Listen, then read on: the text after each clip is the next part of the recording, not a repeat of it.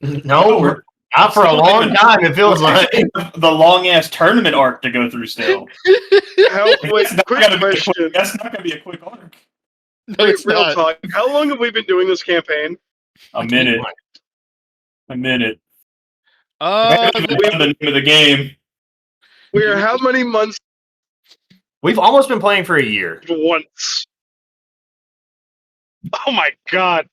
I gave you guys the link to the Roll20, 8/14/2025. Yeah. Jesus.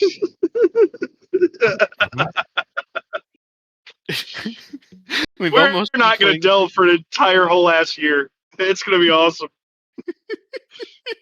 We're gonna start delving, and then John's gonna make his narrative campaign. Oh yeah, that's 100% true. You guys, we're gonna be like, all right, guys.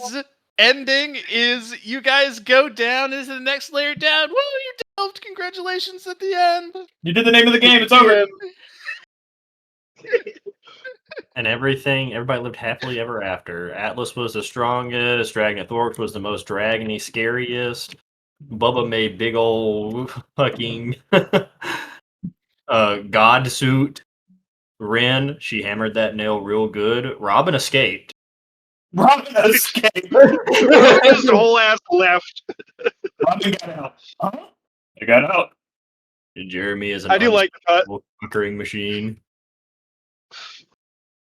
That's everybody. No. You don't understand. It's got to end with me being a sad old man in a tower where I warn children not to cut down all the trees. That's the end. That's the end goal. You turned into the I think the end game is fucking Jeremy eventually and inevitably was assassinated. Everybody was sad. Yeah, if not though, we're going full one slur. That's what I'm telling you. Johnny, all right, all shut up and let Johnny do his turn. To give you some context, Johnny, Braden and Christian are both within like 2 or 3 months of being fully done with the training arc. Oh, good for them. That's a way to put it. Yes. Connor is well behind you. And I am 4 months into the 4-year time skip. And I believe you, Jared, and Evan are in somewhere close to the midway point. I'm currently on year 2, day 68. That's what I'm on. Year 2, day 68. So you've got like... What an unhinged way to track it. So you've got like 660 something days before the tournament. Right on. A little under 2 years. So yeah, about the halfway point.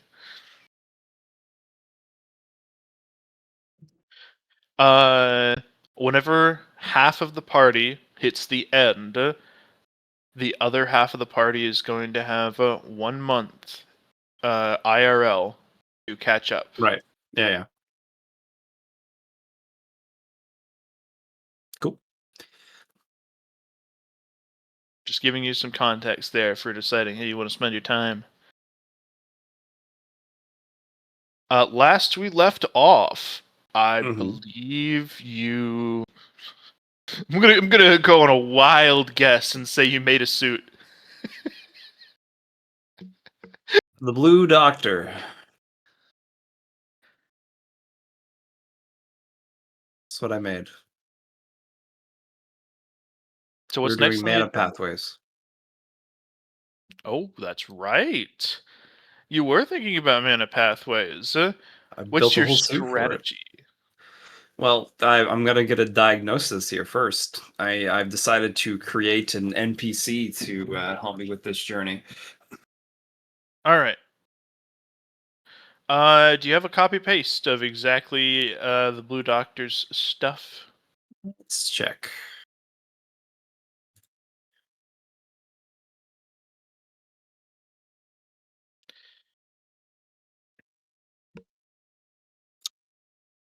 I guess not. Was it not written above? I mean, yes, we do have a copy paste. Gimme. You can DM it to me. That'll work too. Just in chat. Yeah. The Blue Doctor, Internal Mana System, Cynicians and Medicae. Insight. Okie dokie. And this is at your peak suit capabilities, and you're wearing it, so it's like 200,000 quality. 216,024. All right, you put it on, and you hear somebody adjust their glasses. Ew. No. Excuse me. I am sorry, but my services are limited only to people who are worth my time, and you are garbage. I've never seen worse mana circuits in my life, and my life is like 3 seconds long. Well, you gotta start somewheres, right? That's how it goes. You hear glasses adjusting again. This is the first time you've run into somebody, one of your suits, who has considered you firmly not worthy of their capabilities, even though you're the creator. Yeah, that's okay. Just kill it and try again. You could. You could. You're pretty sure that what it comes down to, though, is most suits that are designed for this specifically are probably going to judge you because of how shit yours are. Yeah. How shit every human on the planet is. There are options, though. Yeah, you just gotta think of it like this. I can bring you around to this entire planet, and you're not gonna find anyone with these mana circuits you speak of.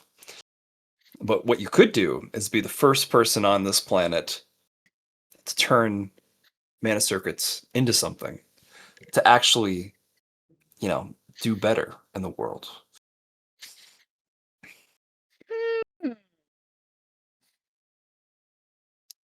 You could be the first.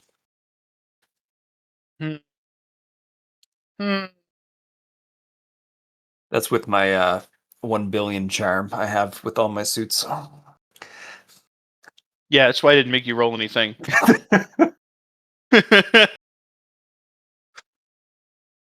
You drive a hard bargain, huh? Hmm.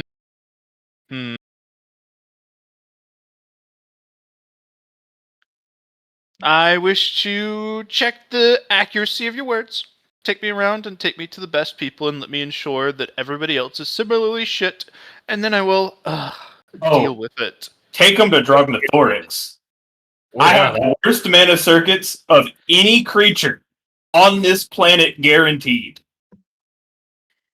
So, do we do around the world in 80 days? I don't think it takes that long.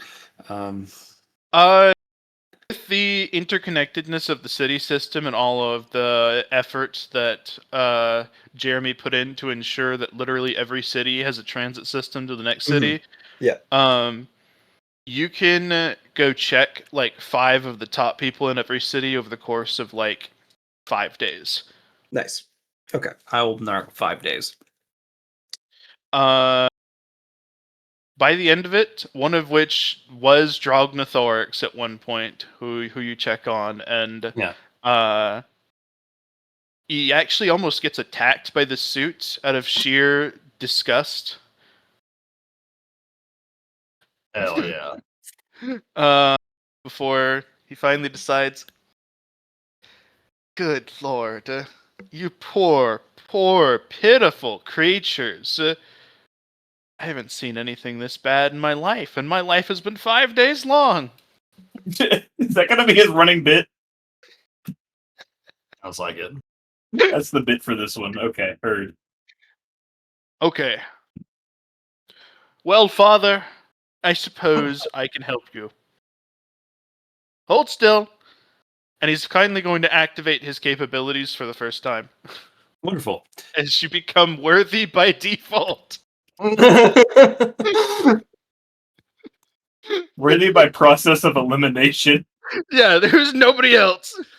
I mean, between Dragnothoryx and Robin, probably look like the Golden Boy. I probably look like I have the mana circuits of a toddler. All right. Once he gets back out, he's going to say, "Get me some paper." Okay. I get the paper. I present the paper. Is this what you were looking for? Does there need to be any special type of paper? Is it just paper? Nope, this is fine.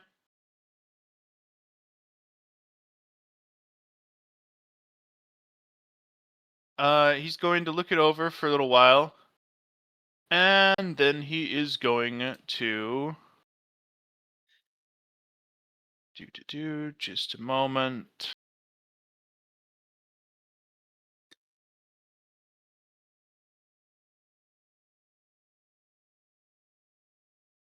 He is going to scratch an image that looks like this out on the piece of paper by grabbing a pencil with its tendrils. Okay. All right. So as of right now, this is pretty close to what you look like, mana channel wise. You have your central mana repository, and then you have a series of mana channels that run throughout your body in various interactions and locations. Yours are quite twisted, barely following the shape of your body, bumpy, lumpy, and uncomfortable. Every time it smashes into one of those loop-de-loops as you're channeling mana through your person, it is crashing against it, bumping it further out of alignment, and killing you slowly. Right. I'm sure even faster since I have mana asterisks. Oh yeah, that's not good for you. It's super no bueno. Alright. So we want you to look a little better. Okay. Here is... he's gonna take a look at something else for a minute. Gotta open up Google.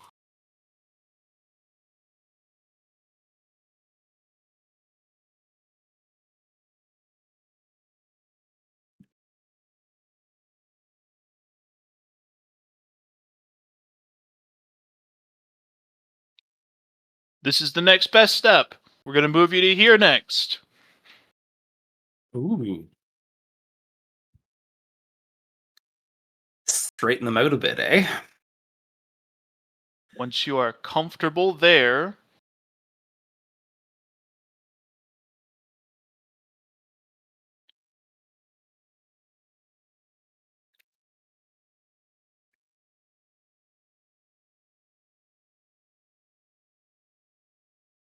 we'll start working towards something that looks like this.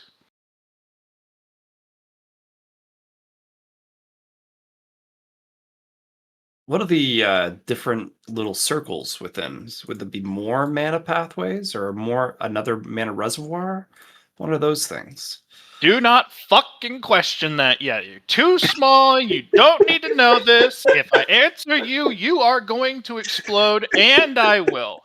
Okay. You understand me? You looking me in the eyes right here, Father?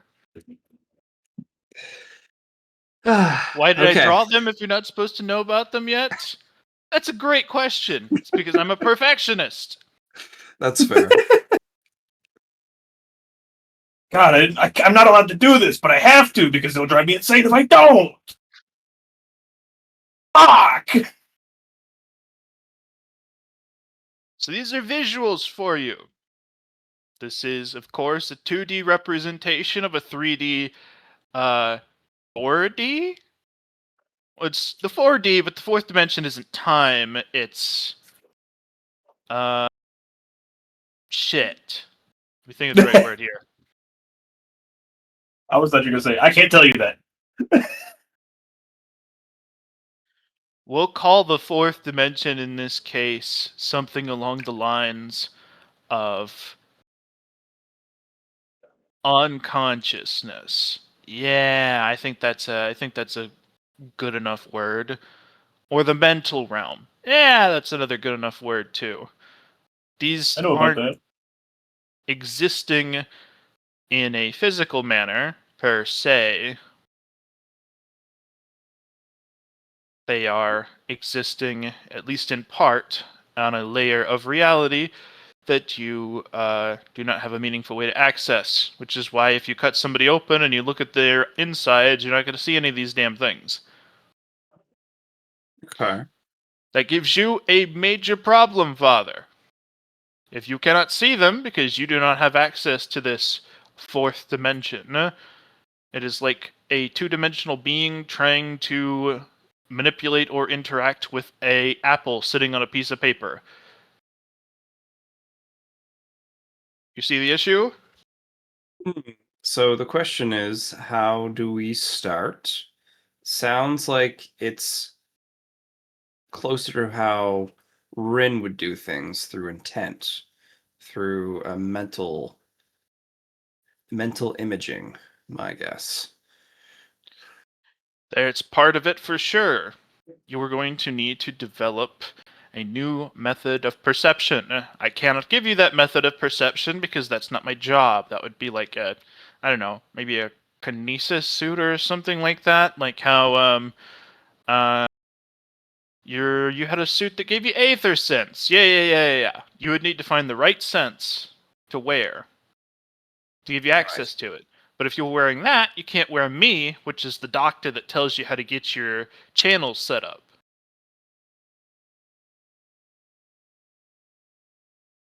You get the issue?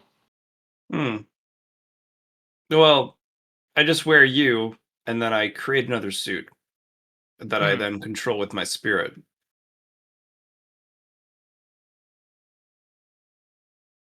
So I can still wear you at that point. Hmm.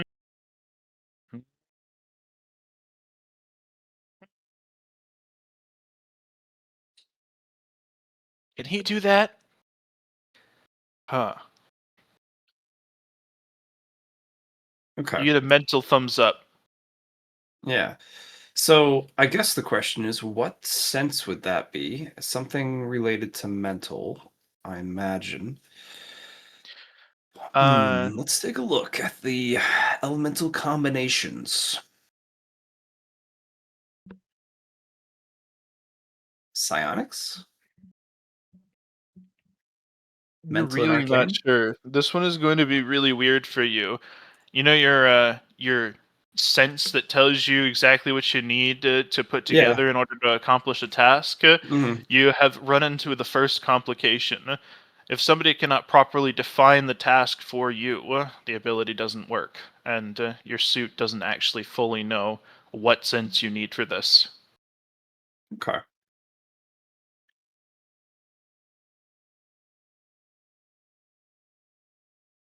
This clearly works, but Well, he exists in a slightly different capacity from you.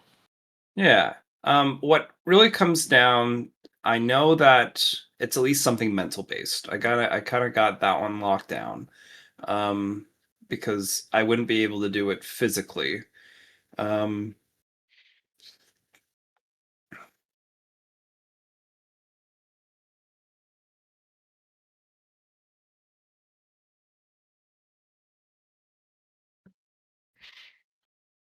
uh, I'm just gonna brute force it. So for the next 1, 2, 3, 4, 5, 6, 7, 8, 9, 10, 11, 12, 13, 14, 15, 16, 17, 18, 19, 20, 21, 22, 23, 24, 25, 26, 27, 28. 28 days. I'm gonna spend each day making a sense based on the elements.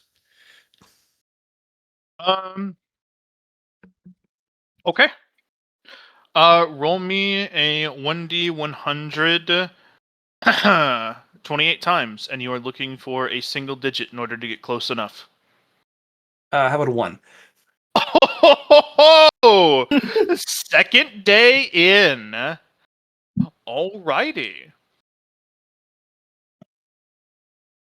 Damn. Right on the money, Johnny. I mean, it wasn't right on the money. It could have been the first roll. as close as you could reasonably expect. Yeah.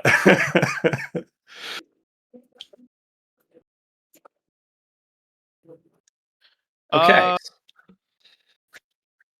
So, this is going to be a really interesting one. Mhm. Wasn't what you expected it ended up being at all. Okay. This is going to be a sense based off of numbness. Cold plus mental.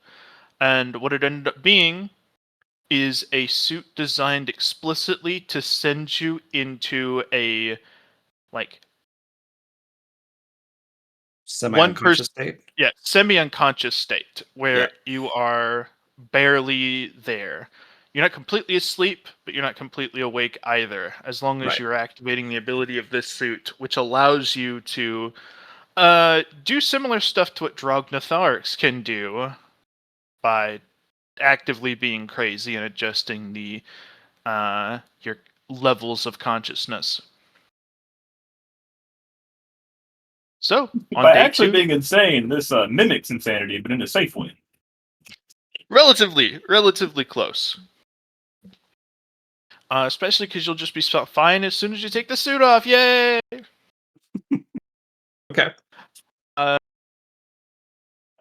We are going to skip the naming process and all of that unless you really want to, because this one is a mute. Mute. Sounds like a great name.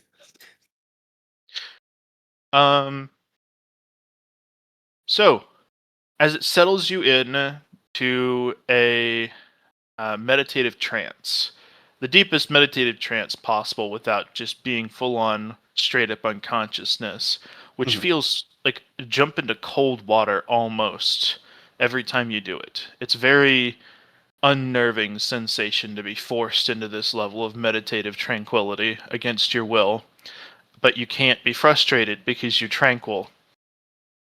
So from a like a logical perspective, this should be causing me great trauma, but Mhm. you are completely incapable of feeling that emotional disturbance.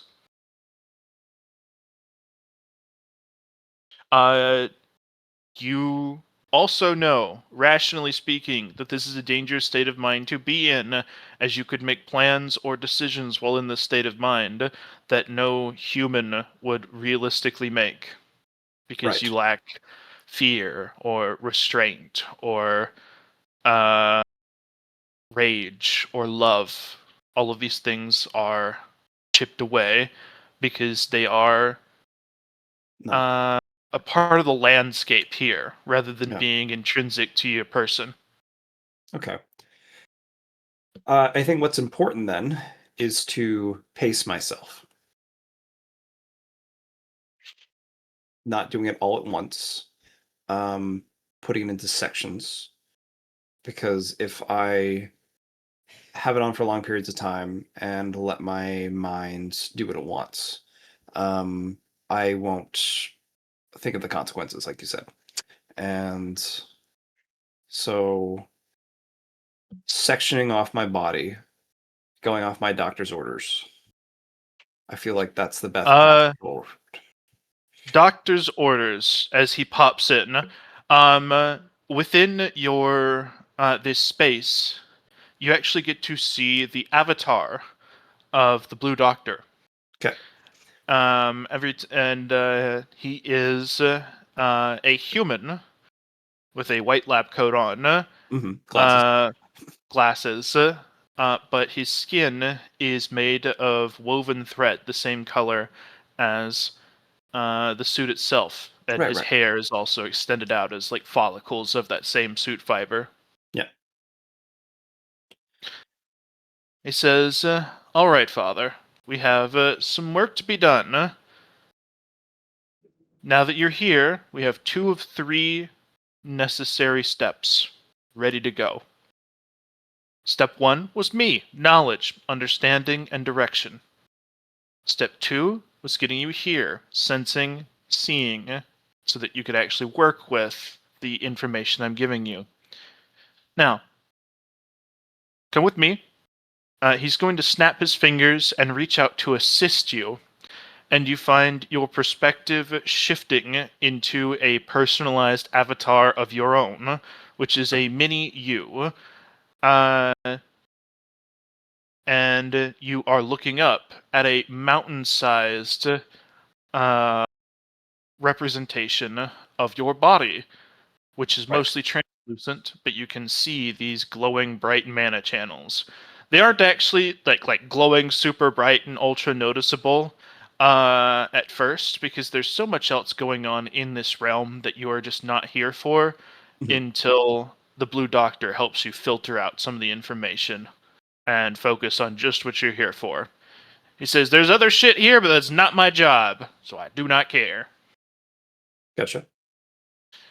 So he's just highlighted only your mana channels. He says, we're going to focus right here first, as he zooms in and he pokes at your mana reservoir, the central sphere-shaped ball that holds all of your mana pool.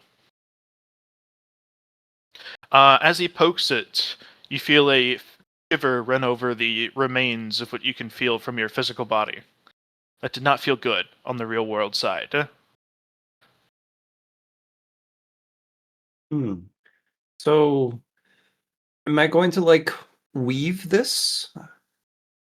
Is the third thing that you are needing to get done here and now. Like I said, you can see you have me for knowledge. Now you need to find your manipulation capabilities.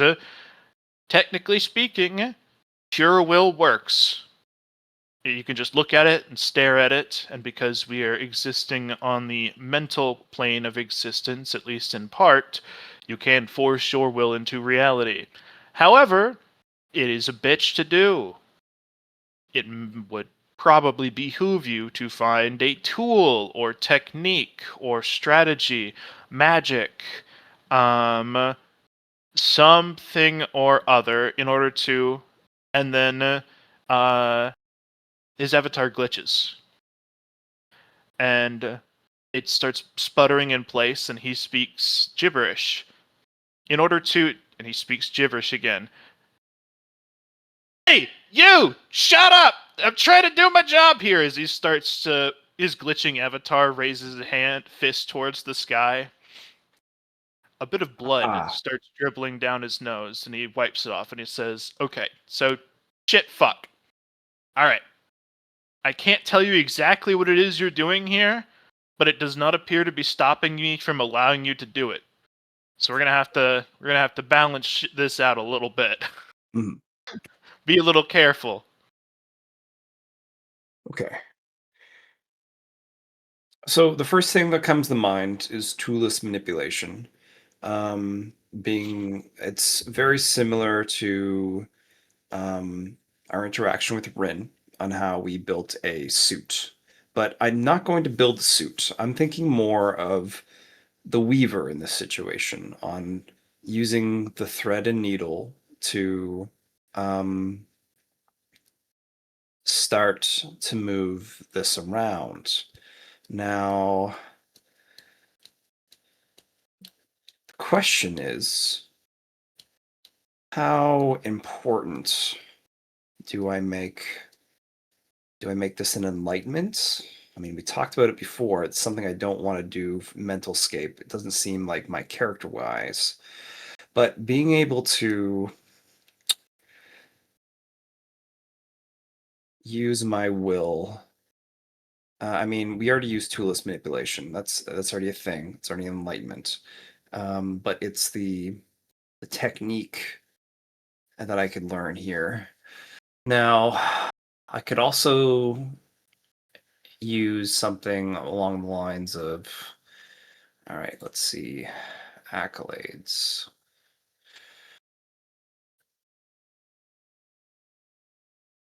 Do I have that one?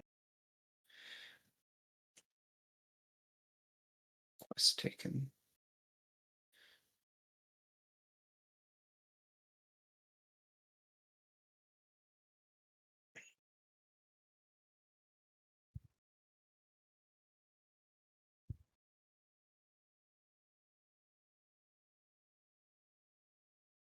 I'm sure I can't use a tier 3 to make a technique that'll allow this to kind of bypass this, eh, John? That's something I'm allowed to do. You'd have to give me a decent, what do you call it? You'd have to give me the mechanics of how you want it to actually work. Like, Right. say, oh, I'm using this capability in this new way, and that allow you to get it. Yeah, there is technically a version of this that a buyable talent from a tier 3 accolade could allow you to do much more easily, especially since your son here says even without a technique you could just brute force it just wouldn't be very efficient. Yeah. So even a simple technique would be helpful. Yeah.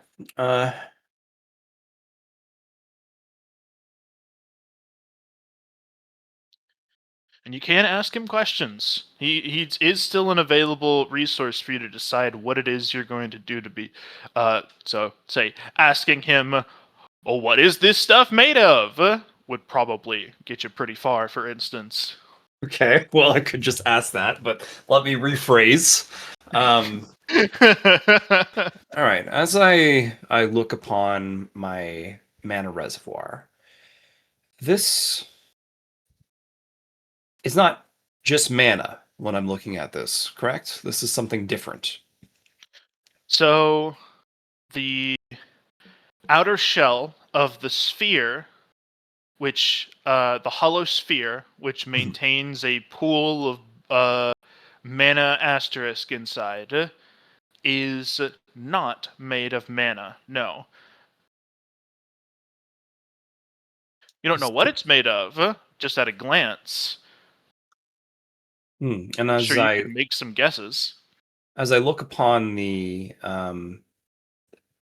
crystalline structure, we'll call it, and I look to the pathways.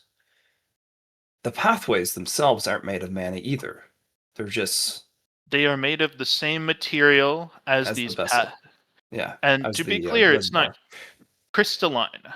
Let me Yeah. at least describe what it looks like to you. Okay. It looks kind of like squishy hard light. Okay. It's got give to it. Gotcha. It's like a beating heart in a sense, almost, but Yep. not really. Yeah, it's just more of flexible. Hey man, hearts do got give if you squeeze them hard enough. Okay.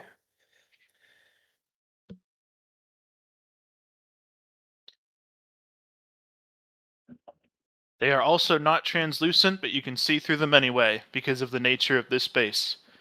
Which is why Yeah. you can see the mana asterisk swishing Inside. around in your core. Right.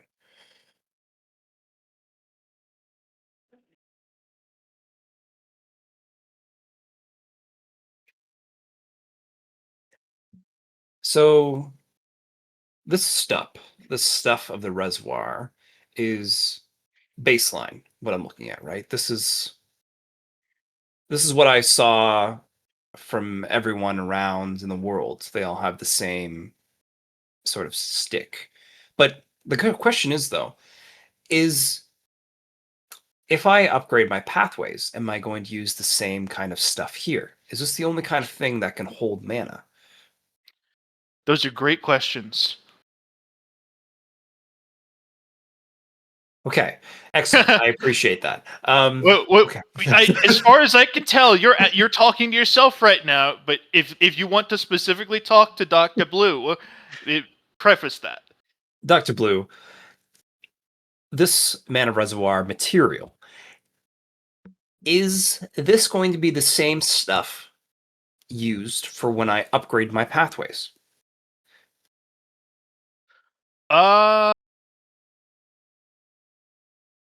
So let's pull back a step or two, because Yeah. you're moving fast here, kid. Okay. First of My all- dad. Yeah, you're moving fast here, father. He's gonna reach out and pinch at the edge of your mana reservoir and pull at it. This almost squishy hard light, and you feel this tiny pinching, almost burning sensation from the physical layer. As he pulls at it, plucks it, and then it bounces back, and the whole thing kind of jiggles just the tiniest bit. Right. It's got slightly more give to the skin there than like a basketball might. He was just pinching really hard. He says, this material here is, as far as I know, at least the base layer of what all of your pathways are going to be made out of going forward. Any change to this is going to be changing this base layer, whether you be adding to it, whether you be transmuting it in some way, whether you be indensifying it, is all going to come from this. What is this? I'm glad you asked. Thank you, Father. It's spiritual energy. I see.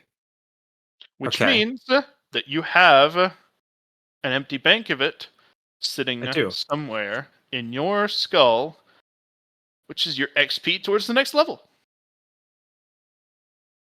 Oh, interesting. Remember, kids, as he looks out towards the outer universe, XP is spiritual energy. That's why when you're collecting it, you are growing, because the system, which is made of spiritual energy, is automatically assigning it to you in the way that it was manual in the history dungeon. Clap, Hmm. clap, clap. So I could use this EXP. Since I'm not able to go over the cap right now, as a material. Interesting. I've also been collecting some spiritual energy as well from my my multi-body.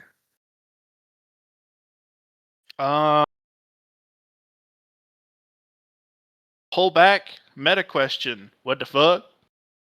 I mean, you're the one that gave it to me. Give me the copy pasta of whatever I told you you're collecting spiritual energy. I may have told you that you were refining the experiences of your soul because you're living multiple lives at the same time.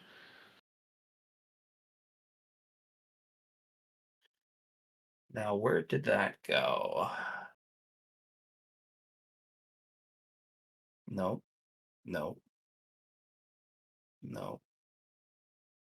Soul development. There you go. Soul and spirit are different. Oh, that's fair. That is completely fair. Soul development is not spirit, but spirit is EXP. Therefore, we could use EXP. So, interesting. There are 4 energy types that exist within anything that the system has taken over, because the world in which the Mhm. system was created had the 4 energy types. Right. Spiritual energy, mental energy, Yep. which is mana. Yep. Physical energy, or life energy? I can't. Or no. It was spiritual energy, mental energy, ki, Yep, which is and life. stamina, Yeah. and life, which Yep. is HP. Okay. So, I think what I should try to do then is, well, I have a bunch of overflow of this EXP somewheres in my body, in my brain, I'm sure. You From- have exactly the amount needed to get you up to the next level, -1, and you cannot collect any more after that. So after you use that bucket, you've got to go killing again, or spending resources again, and so on and so forth. Yeah. Um.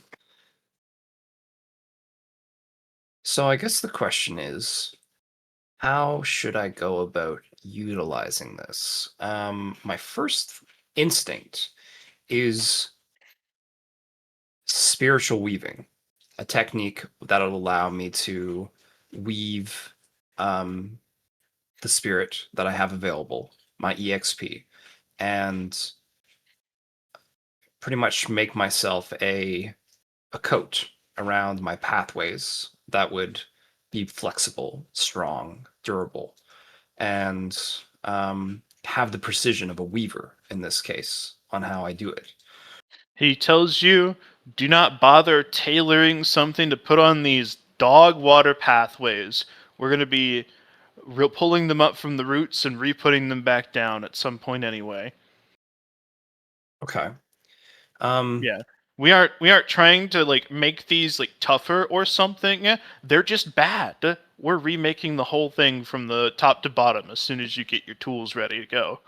Okay. Well, I mean, I don't have to, as a tailor, I can pick and choose on how I make them. So I can also just create the pathways, the new ones, take the ones I have down, unweave, and then reweave. That's what I honestly is what I was thinking. He gives you a thumbs up. I just heard coat over your pathways, and I had to make sure you weren't going to be doing that on these really, really poor ones. Yeah. No, that's like giving a level 1 mook one of my top of the line coats. You know what I mean? One of my undersuits, and then you can't Yeah. do anything with it. Yeah. He's unworthy at that point. Okay. So You hear numbness, mute, vibrate, and vibrate for a while, and you find yourself kind of the universe flickers from your perspective like 2 or 3 different shades. The spiritual energy slightly changes in color, but otherwise it all remains normal looking. yeah. And then at the base of your spine on your skull, there is a big bucket that pops up made out of system magic. And you've seen Gotcha. system magic before. And in Yes. that bucket, it's like a trash bin. There's Yeah. loose spiritual energy. Okay. So now you know where XP is stored. It's stored at the base of your skull. Okay. So now I just need to create the technique, pretty much. I could use my will, like you said, but I want to be able to do this for the future. And I think having, because like toolless manipulation, conceptual toolless manipulation might actually just get the job done. But it's not like a technique that says I can do this with spiritual energy. So let's use my tier 3 accolade, and let's use my tier 3 accolade. I can't just upgrade toolless manipulation, right? Oh no, you cannot. Yeah, I would have to make this a technique that I have available. Let me give you a completely different example of what it Okay. would be like. It'd be like somebody who says, "Hey John, I really like wide slash, but I feel like I'm kind of limited in the directionality of it. Right. I'm gonna make a talent that lets me turn on my side as I'm using wide slash, and Now I be want able slash. to, yeah." Now I have vertical slash, and Yeah. possibly even like I can spin on my weapon like a top and move forward a few meters while still paying the normal stamina cost for wide slash. Gotcha. So pretty much the technique then would be you can utilize spiritual energy with your weaving.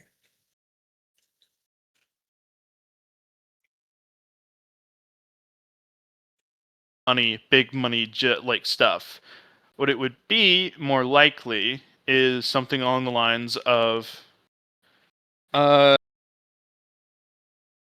somewhere in your massive list of upgrades, Yeah. You got the ability to spin threads out of what do you call it? Out of, like, say, moonlight as an example, right? Different type of material. Yeah, yeah. Yeah. So this talent would literally just be something along the lines of when I have access to a reservoir of free-floating spiritual energy, specifically free-floating, I can spin it into threads. Once it's Okay. threads, then the rest of your capabilities will work as normal because they're Right. threads. They're thread. They're any cloth in a sense, and I can go from there. They can be anything. Okay. Well, my last tier 3 accolade is spent. Probably really good usage of it. Nobody else has used it on a talent so far. Good. I'm glad I can put a baseline for ideas for people in the future. Okay, cool. Now that I have this, it's time to do tool-list manipulation. Are you weaving all of your XP currently?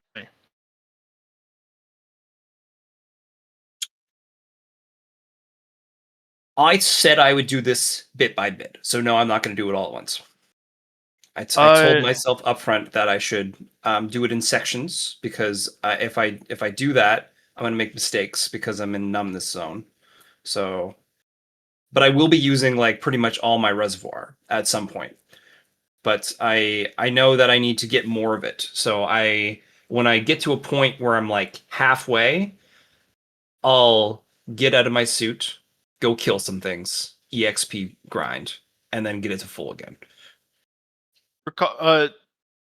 It's resource grind is the real winner for getting XP, if you remember right. We just haven't leveled up in a while. Killing stuff is to get a higher level cap, but it's honestly faster. Honestly, yeah, that's what I was really going for. I was like just using my resources, just doing things. Yeah. So, as you currently are, after doing some quick math, even with your pathways as bare bones and sparse as they are right now, right? You believe a full XP bucket is going to get you like 5% of your pathways restructured. Okay. Which means that it would take you 20 full XP buckets to restructure your current full set of pathways. Of which, like, 30% surface area is your reservoir itself. And then you would need who knows how much once you've got yours straightened out to start adding to it. But Dr. Blue has grand plans. He says, I'm going to make you good. Excellent. I have lots of mana. I will generate it all. Okay. Let's say oh, go ahead. What was that? Roll me a quick int roll. A quick math? Well, I mean, I can actually just roll my int, I suppose. Not in big and bad notes. We go to Bubba. Use your once a day pass. Once a day pass? Don't you have that? Can you use that for crafting? Yeah, but it's not like an int based thing. Yeah, he can auto. I thought he can auto pass craft rolls, not generic int rolls. Yeah, I thought I used it for int roll at some point as Randy. Well, how about a single digit crit? Ooh. All right, Johnny, I got a question for you. All right, I'm ready.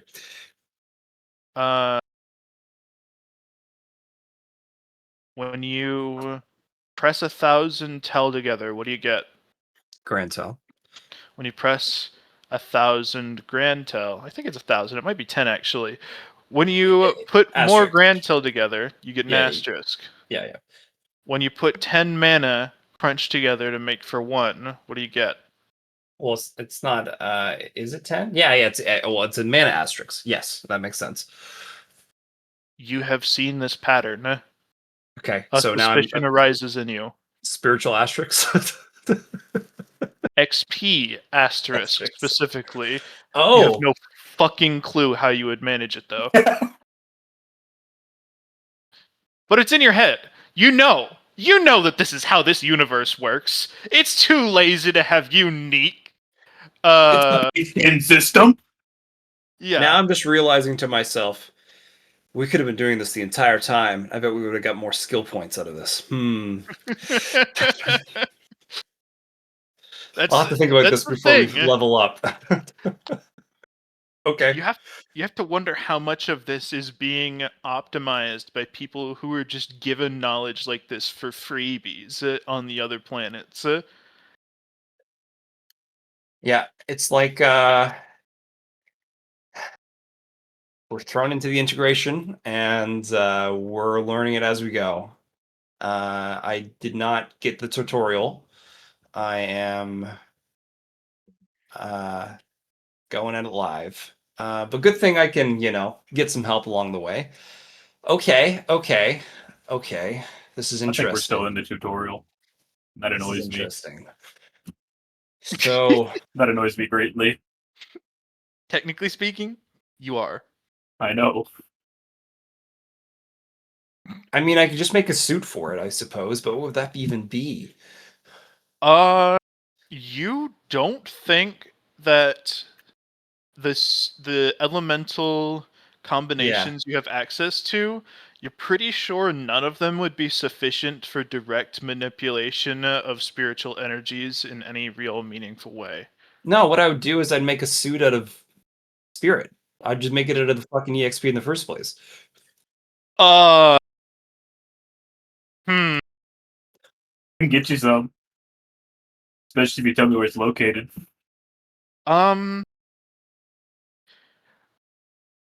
You would need so comically much XP to physically get a suit, enough threads together to make a suit that you can wear. Yeah. Because just like forming one out of thread here in this mental landscape doesn't mean anything. It's not real. It's Right. not really there. But getting enough EXP together to spool it into real world threads would be comical in its requirements. Okay, what we do then is we buy it with money, with Tel. We There is no such thing for sale. shit, I thought there might have been like, those EXP pills we were thinking about or some ways. You know what those to- EXP pills were? They were, I'm spend going your to own EXP. automatically expend Yeah, yeah. 100 mana and then Yeah. refill it. Yeah.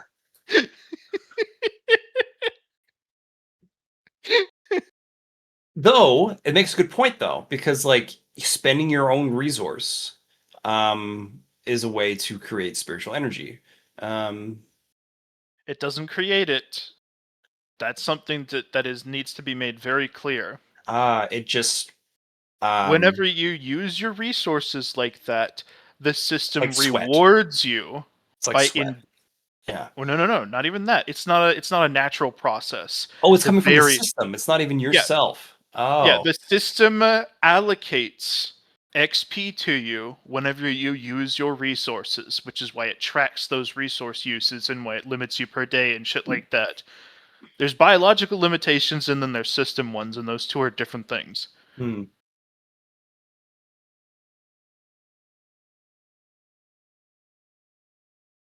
And the system itself is made of spiritual energy, which is why it has so much of it to allocate to people. What about if I got it from monsters? That's not impossible. You'd probably be looking at like a demonic technique or something like that. I'm just thinking they have a level. That's a communication of spirit. Not. Well, kind of. Level is a measure from what you can tell with like mana vision of how much system magic has integrated itself with your person, Okay. as opposed to how much spiritual energy you currently have, which is pretty much solely represented by your current XP. May want to separate from the spirit or system integration more and more. Okay, I think we're gonna have to probably have a group huddle at some point on this. But alas, okay. Um, I'll give you should 5 more I? minutes because you were a little late, by the way. Yeah. I should do the. I'm gonna get one thing at a time down. But this is research notes from doing the act in itself. So it's just like you've learned something by doing it. Now, what do you do with this information? Well, I can't do anything with it at this time. I'm going to focus on one thing at a time, and that can be a project after this. Because I will make sure I get that done before the next level up. Um, okay. Okay.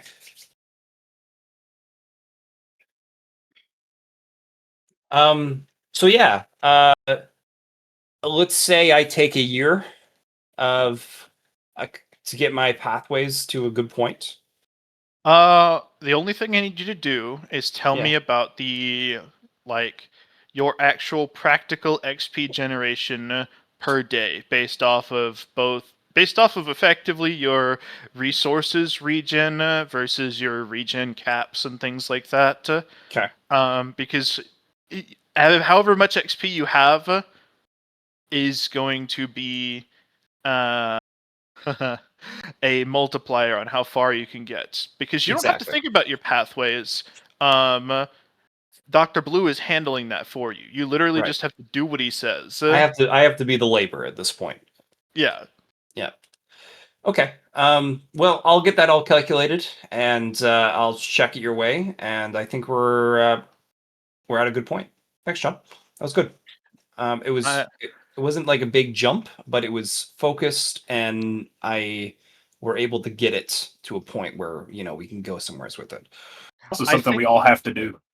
That is what I was going to bring up next. Yeah.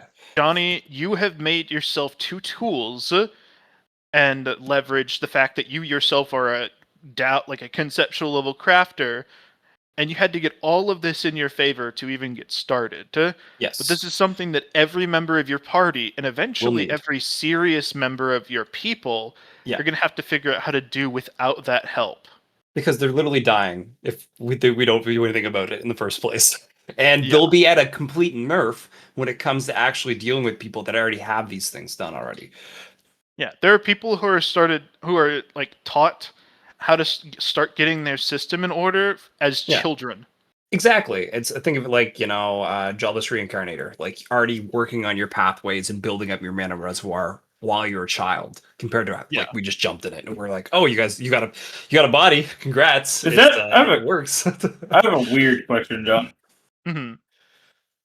Because of how I am, will this be? I have more like sway over this naturally. Since if it's not in your mind, and my mind is my domain. Every player character is going to have advantages and disadvantages towards tackling this task. You will have some advantages and some disadvantages that you'll Makes have to sense. worry about, just like I mean- Johnny had. A big fucking one is the fact that I have mana circuit of a human in this body. Well, we'll You- get that figured out. It's a really big one. Yep. Johnny, I have thought about this, but it made no sense for my character to even touch it. It's okay. And plus, Atlas is gonna have the Foundation. biggest trouble with this bullshit. I don't use mana. Thankfully. Well, that actually means you have like the least issue with it. That's true. Oh, also, I'm gonna have a different body. I'm gonna have a divine body, so I don't know how that's gonna work out. Who fucking knows? Well, that was a lot of good info, that's for sure. Yeah. A lot of food for thought. Something that Right. I'm hoping all of you have long since realized now. The purpose of the Delve universe as a whole is for you to understand that there's always more optimization to be done. Makes sense from that autistic little gnome. Yes. You gotta delve into your character sheets with the real. Exactly, that's what it's really about. He wasn't talking about going down, he's talking about going in. But that's also, this is a cultivation campaign. They're all about going in. All about progression. Progression fantasy is a cultivation game. And that's what we do. We progress, spend our resources. Anyway, also thanks, John. mull over motifs and hypotheticals and sympathetic relationships. Question reality. Yeah. The bubble. All right. I will let this continue on and catch you guys later. All right. Talk to you later, Johnny. Peace. Well, Momazar told me to go play with my teeth. He said when you're done playing with your teeth, come talk to him. Okay, I'm gonna go play with my You teeth. could be for a like, I'm moment. done, and then turn back your face down and look at him. I'm gonna wait when I'm gonna do like one or two things first. Okay. All right, I rip out. I reach out. Reach out. I reach out with my mouth. Yeah. And I bite, but I don't like bite through. I do the latch thing onto space in front of me, like the space, just the space, right? You can. I tug on it. First things first, you hook in, and you find yourself having a quick realization. Hmm. Space is not. What do you call it? Uniform? Not uniform. No, it is not relational in the same way. Like one bit of space, its location is an absolute. Which means that biting onto it, had you been on a planet that was spinning, I would have just stayed there and the Earth would have spun. and you would have been far left behind as the Earth moved off at hundreds of thousands of miles an hour. Earth doesn't spin that. Well, I mean, I guess if we're taking It doesn't its orbit spin as that well, fast. its Yeah, orbit but is moving. Yeah, I see. I'd be in space right now. Thankfully, it's not the Uh, case. Confirmed. Confirmed. You are I'm not in moving through space currently. All right. However, you felt a weird level of I'm locked in that told you all of this information intuitively. All right. There's there's a little bit of a user help on the end of these teeth. Okay. I unlatch because I'm not going to tug on that. Yeah, that's probably Yeah, smart. That's a, maybe space was the wrong word I was looking for. Distance, right? Not exactly space. Esoteric. But what happens if I bite the space between, like, two blades of grass, right? You bite the space or the distance? The distance. You bite down. Are you chomping like I'm just sinking my teeth in, or all the way through? Like the latch. Same thing. You bite in, and you get a weird stream of pure numerical information funneled into your skull through like humming in your teeth, as it's just like the distance is 0.0 centimeters, the distance is 0.xxy0 meters, the distance is, and then it's talking about space and cubic area and talking about atom lengths, and it's talking about current like position changes, micro movements between various atoms and molecules. And your brain is quickly melting with all of this information, by the way. And I thought you were just telling me. Okay, I let go. Sure. I was waiting. There are so many times with my character, I just have to let you talk. You are bleeding from your nose, which is interesting because you didn't think that your brain worked like that. However, that was a lot of information. You now know more about the distance between those two blades of grass than you ever dreamed of wanting to know. I'm gonna go into that memory, John, right now in my mind palace Yeah? and squeegee it out. I'm not gonna all the numbers. Yeah? We don't want those. Too many numbers. Okay, you squeegeed out in time. That would have been a great hotbed for a nightmare to form later on. Yeah, we're squeegeeing that one out. That one's gone. Not me. I remember doing it, and I remember myself squeegeeing it. I remember not why I squeegeed it. And that's the important part. Yeah, so your character knows biting on the distance, at least that latching on kind. Weird shit happens. All right. I'm gonna go back to Momosauro. I'm done playing with these teeth right now. I can only imagine all the other ideas I have being far, far worse. I went with the safe ones. Those two were safe. Space and distance. Well, okay. So here's the thing. I learned a lot from doing that, Uh-huh. especially the latch part. I mean, there's stuff that I could do, but if it's going to streamline the information into my fucking board piece with this weird intuitive knowledge, latching is kind of dangerous. Oh, for sure. I can't ever latch onto anything without latching onto its existence and understanding it. Guarantee, huh? Well, Because I'm having to find a way to digest it, I guess. So it's giving me information. Okay. It's vibrating against your teeth, which is going straight into your skull and telling your mind. Yeah. Momosauro, I'm done playing. He pops up out of your shadow. What's good, home slice? I bit the distance between two blades of grass. My brain hurts. I got rid of all the other shit, but brain still got achy. So, yeah. Your teeth can bite through or into anything. Anything. There's no asterisk there that's like, oh, anything, like, realistic or, like, within reasonable expectations. No, there's no asterisk there. You just gave a tank to a toddler. Oh, yeah. For sure. For sure. Which is why I told you that you should do this first.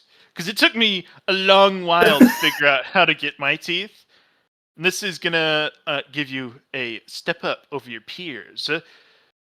Because they're my favorite. So I figure I'd train a new kid from the get-go. You know what I'm saying? I do a little teeth like clack, but not like biting through them to make antimatter. Just like chop chop. You know how like those Malinois do the Maligator clack? Yeah. Yeah, I do that at him. Perfect. Perfect. All right. So we've only got a little time left, and we've got a lot of stuff to do. It's finally time for me to tell you about the bite techniques. Plural? Yes. Oh, okay. So, these are a not quite conceptual, we're going to call them semi-conceptual series of techniques. They take advantage of your teeth, they take advantage of you being a dragon, they take advantage of the fact that you are designed to bite shit, and I'm going to tweak them a little bit to take advantage of the fact that you are part idea. Okay. buckle up. It Shit's about to get is- wet. Buckle up, Buttercup. It is,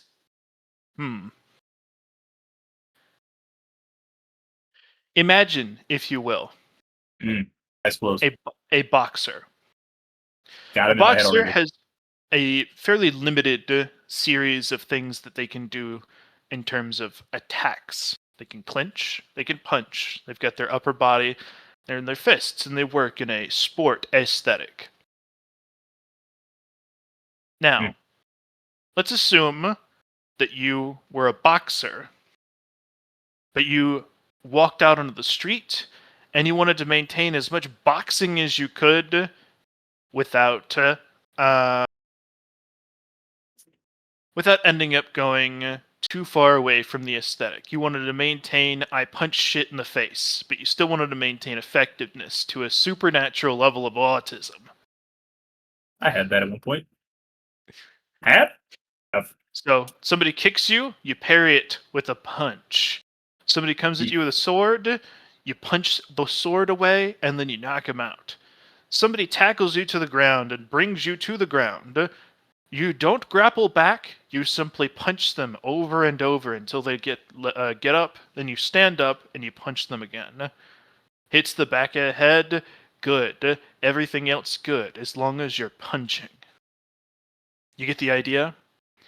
I think so, yeah. That is the nature of bite. A sword's coming at you, you bite it.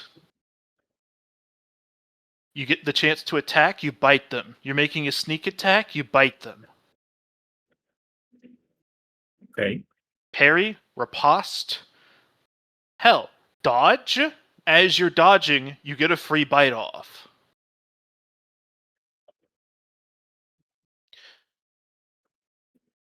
Oh, then what do I use all the rest of my limbs for, Master Melamazaro? What I thought you'd what get about there. what about my claws and wings? What about my tail? Should I like pull people's like ankle or something with my tail to bring them in to bite them? No. If you trip somebody, you're going to be tripping them by biting them. Okay. Your options will open up when you get ivory claws later down the line. But this was always the plan. I have a long series of techniques I will teach you, and they will take you a long time to learn. But there's no reason to bother getting started if you're not dedicated to getting all of it right now. Or not right now, per se, but dedicated to getting all of it done. So you can say, "Oh, right, Melamazaro, teach me how to bite people." And I'll get you started right now. Or you can say, "Hey, Melamazaro, I've got other shit on my to-do list that I need to do before the tournament, and I want to try to get them done first." Up to you. Technically, I need to age. Need is a strong word.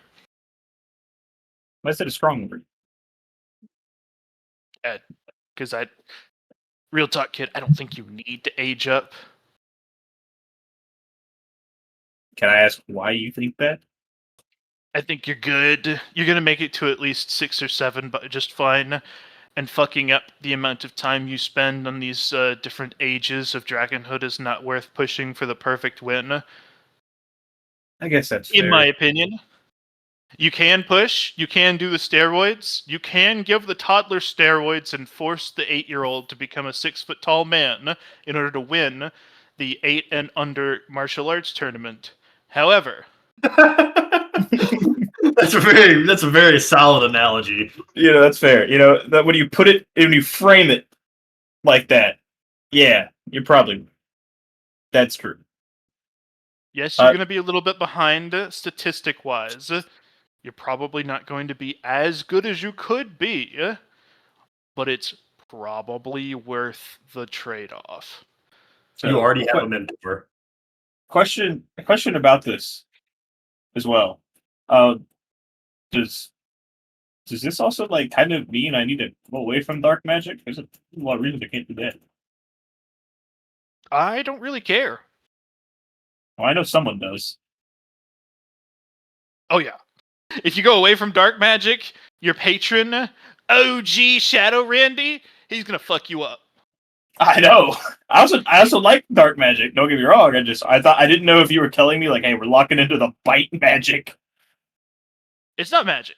Like I said, it's semi-conceptual is what we're gonna call this tier of capabilities. There are more specific names for it, but that's like a meaningful one for you. It's like me Okay. giving you the equivalent of telling a caveman it's a metal horse. It gets the point across. Yeah. Okay. I give it to you. Yeah. Okay. Is I it? don't Don't really- gotta commit to this right this second. I think here's the thing. If I might as well, if only because I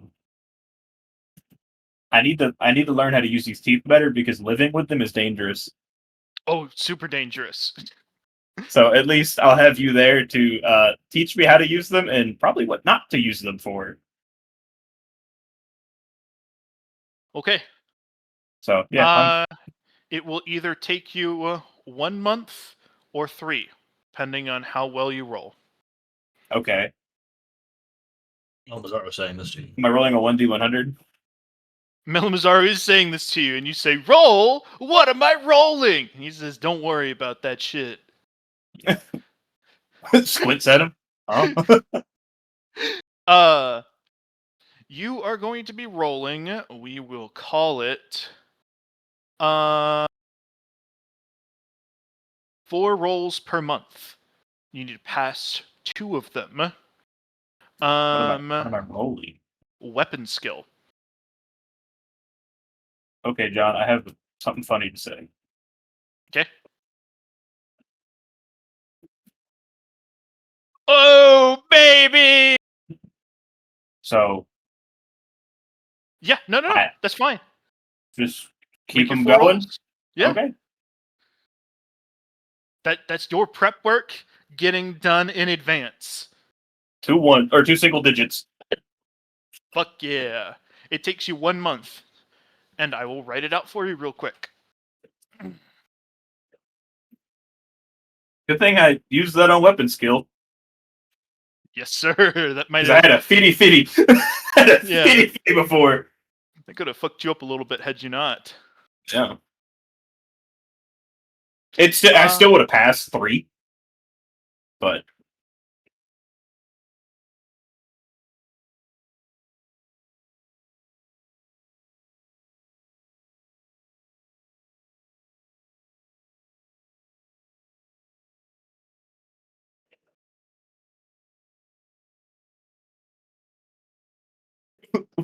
while you're typing this, I have a really funny question I want to ask Mel Mazzaro. If it won't distract you too much. It will. Okay.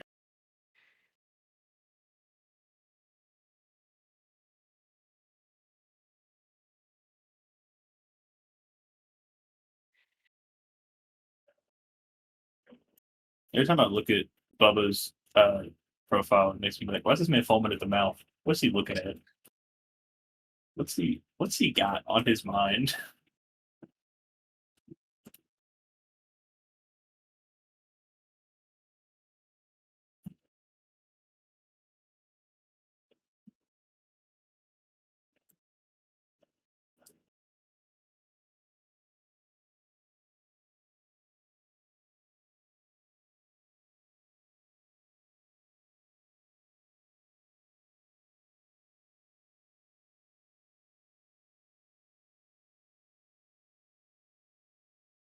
Oh shit.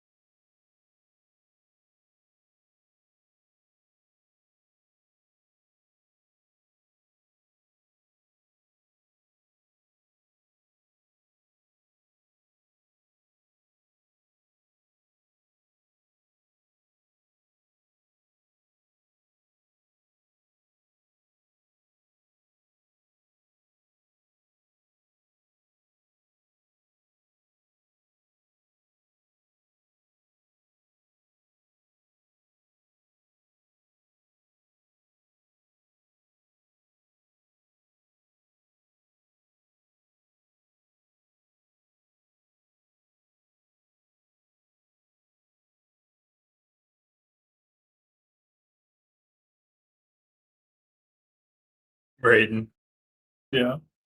I still find it funny just the thought of Bubba throws fucking Atlas in with Dr. Blue. We're like, we gotta figure out a way to straighten these things out and just grabs. No, don't do that! Oh, it worked out. Why? How? How did that work? Yeah, baby.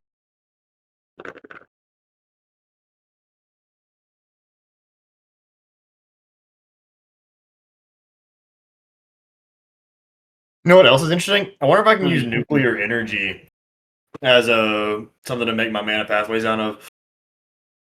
I'm waiting on John to send me the Rosetta Stone. What's actually probably going to happen is I'm probably just going to use change on them. Risky. Not really, since I'm not going to do it until I have an actual teacher. This is one of those things that realistically, Johnny just knows a lot about cultivation technique or cultivation stuff. Because I've thought of this and I've talked about it, and I literally told John, I was like, I am not mentioning this to anyone because it's a bad idea to mess with it. Yeah. Johnny has enough experience with it that he will probably be okay. But me, Jared, Evan, you, none of us have any business with that.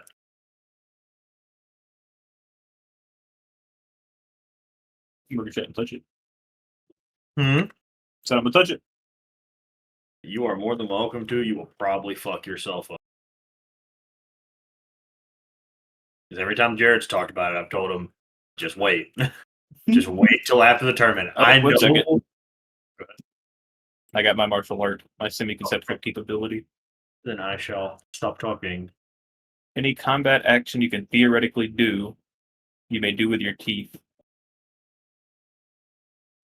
Sorry, John. I like your little example.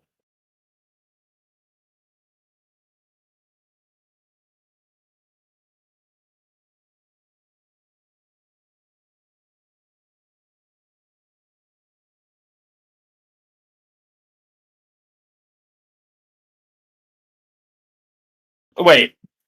A hammer space? Are you familiar with the concept? No. Just a moment. I didn't know him.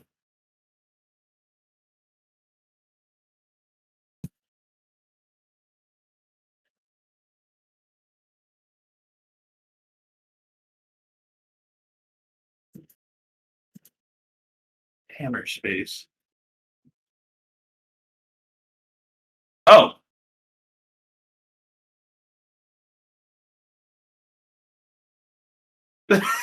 so, so this is what he's been using, John? I have a Melda Mazzaro pocket?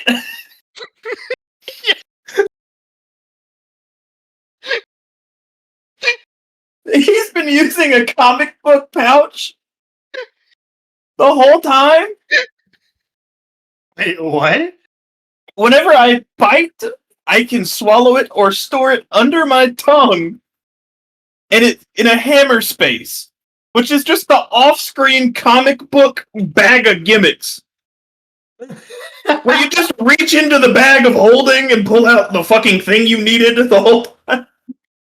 That's great. That's such a great explanation. This is how it's... Bro, Mel Mazzaro hoards wackiness. He's Also, actually the also, world's this one- greatest trickster. This one's a crazy one. You may either auto-pass any tooth-based combat roll, or roll with +1 inescapable for offensive, +1 inescapable resistance for defenses. Is that it? Just any? Like, there's not like once per turn? No. That's just any. Brother, Which means that's that- not that I can literally shoot a nuke. That's pretty tame, you know? Yeah. Well, I know, but it's just like... That one is the prerequisite required to allow you to like meaningfully my teeth? interact Yeah. with people in combat at your level. Because people What- who are specialists are going to have like 2 inescapable or 3 inescapable on offense anyway. So question. A, what does an auto pass mean? Like, obviously it means you passed, right? Auto But pass with what- means you pass, and that means that your opponent has a no penalty roll because you can't apply inescapable to an auto pass. That they must pass or fail as normal. It's like literally just like, oh, I had like a 50-50 chance to pass weapon skill. I always get 50. as opposed to me rolling a inescapable attack. Yes, which will give them penalties to their roll. There are going to be places where you want one or the other. I see. Okay, that's why I was confused. I was like, where does the Similarly, or? auto defenses, because you can auto pass your defenses with your teeth now as well. Somebody hits you with a no penalty attack, either because you have like a passive inescapable resistance, or they just don't have inescapable on the attack to begin with. As long as they pass their roll, you can just be like, "Nuh-uh." It uses up one of your defenses, but you don't have to roll your defense. You just automatically pass it. I see. Oh, so I can use my martial arts still. Your martial arts need to be reformatted for your current body and the fact that you're not using an axe. But it just says any combat action you can do. Skill-based system martial art. Skill-based system martial arts. Yeah. I see. You could redevelop your martial arts system. If There's you a wanted way to. better one to make. Yeah. That one was just like, might as well make it. I also had to make it. Had to make it. And did you have a control with your teeth? Okay. Well, what's Malazar got to say to me after our month together? He says, as far as I'm concerned, you meet the bare minimum passing requirements for survival at the peak of your generation. You, with just these two things that I have provided you alone, do not need anything else to at least survive against anyone I can picture at your level. You probably won't kill them. You probably won't always win, per se, but these two things alone are sufficient for you to get by. Okay. I don't have any other hard requirements of you need this to happen, kid, or you'll embarrass me or die. I see. I have a question. What's up? When you go into your shadow, Yeah, are you putting yourself in your hammer space? the equivalent of. Can I do that? You may be able to do it eventually. I'm currently helping you maintain the hammer space under your tongue. Okay. I see. I was just wondering because that's just. You will take it over. Oh, you cut out at that halfway point. He said that he's currently helping you maintain the space under your tongue. Eventually, your patron will take that over as like a class-based bonus, and then eventually you will take it over. And at that point in time, you can put yourself in hammer space, but you'll still have the same problems getting out as you did the first time I brought you in there back in the history dungeon. To be fair, I just learned how to shadow hop real good. I mean, I feel like getting out at this point is a little bit more trivial because I was actually blind, deaf, dumb, and half dead when I went in there. Very true. It would probably be an adventure of like an afternoon at most. Yeah, I feel like I would get out relatively quick, as opposed to. Also, I got distracted originally. That's why we're here anyway. Yeah. But it was a fun distraction. The cops are after us.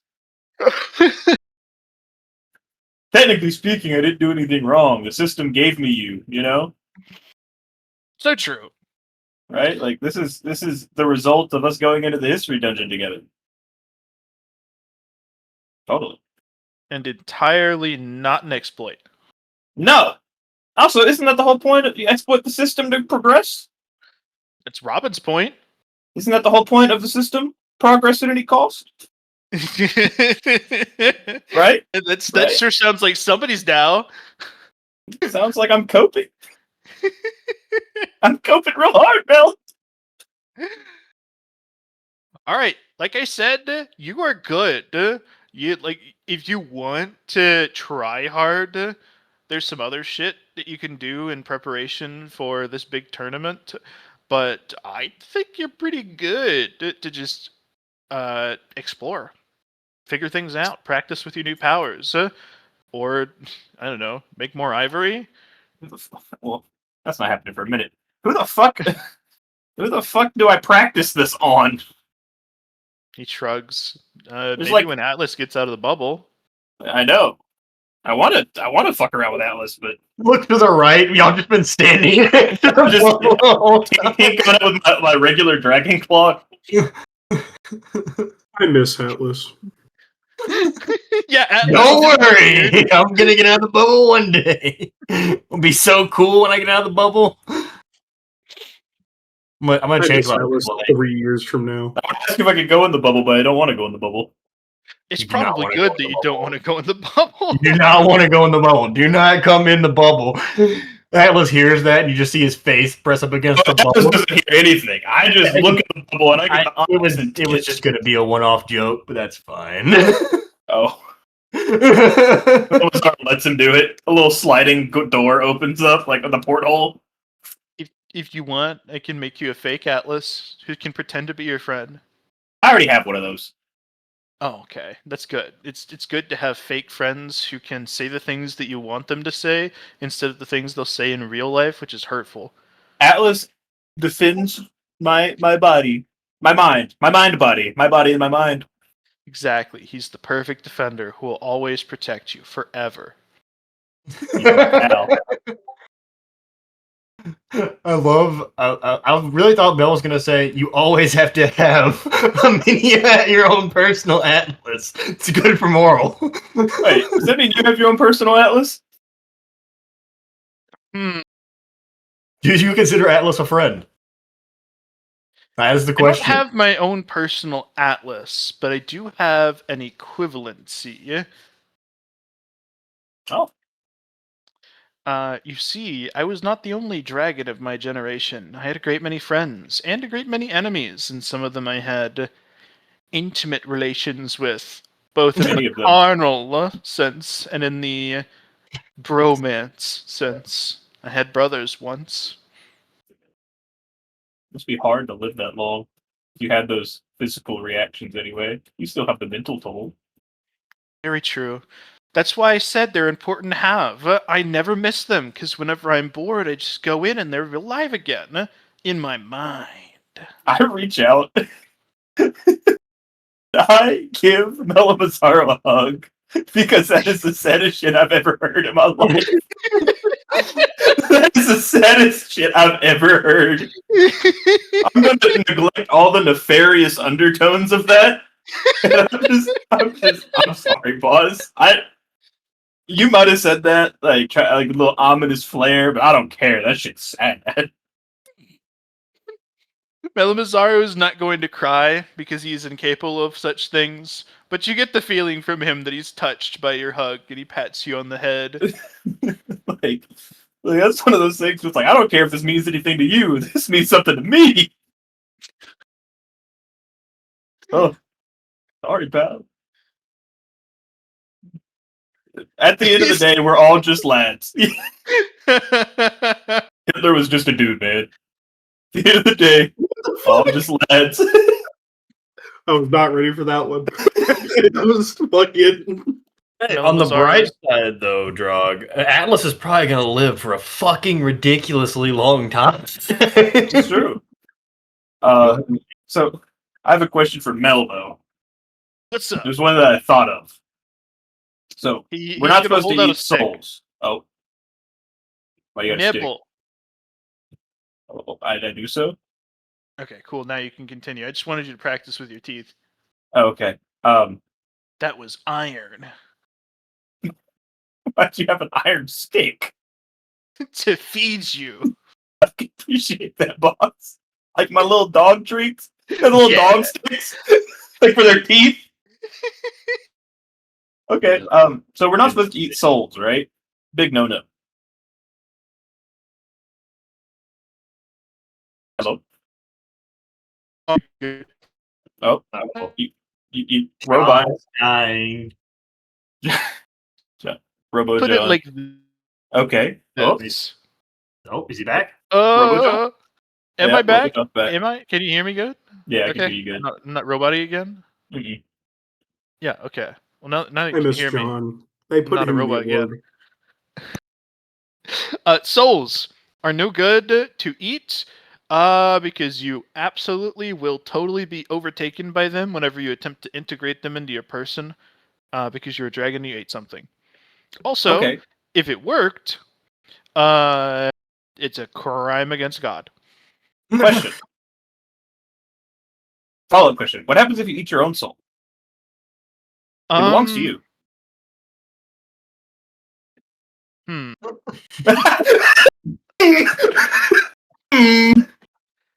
I Uh, nourish myself with my own soul, what happens then?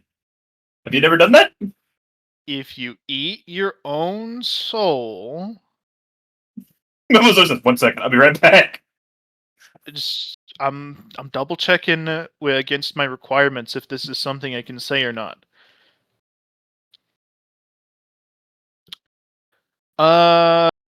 Okay. Whew. I can say this. If you eat your own soul, you become fallen. Hmm.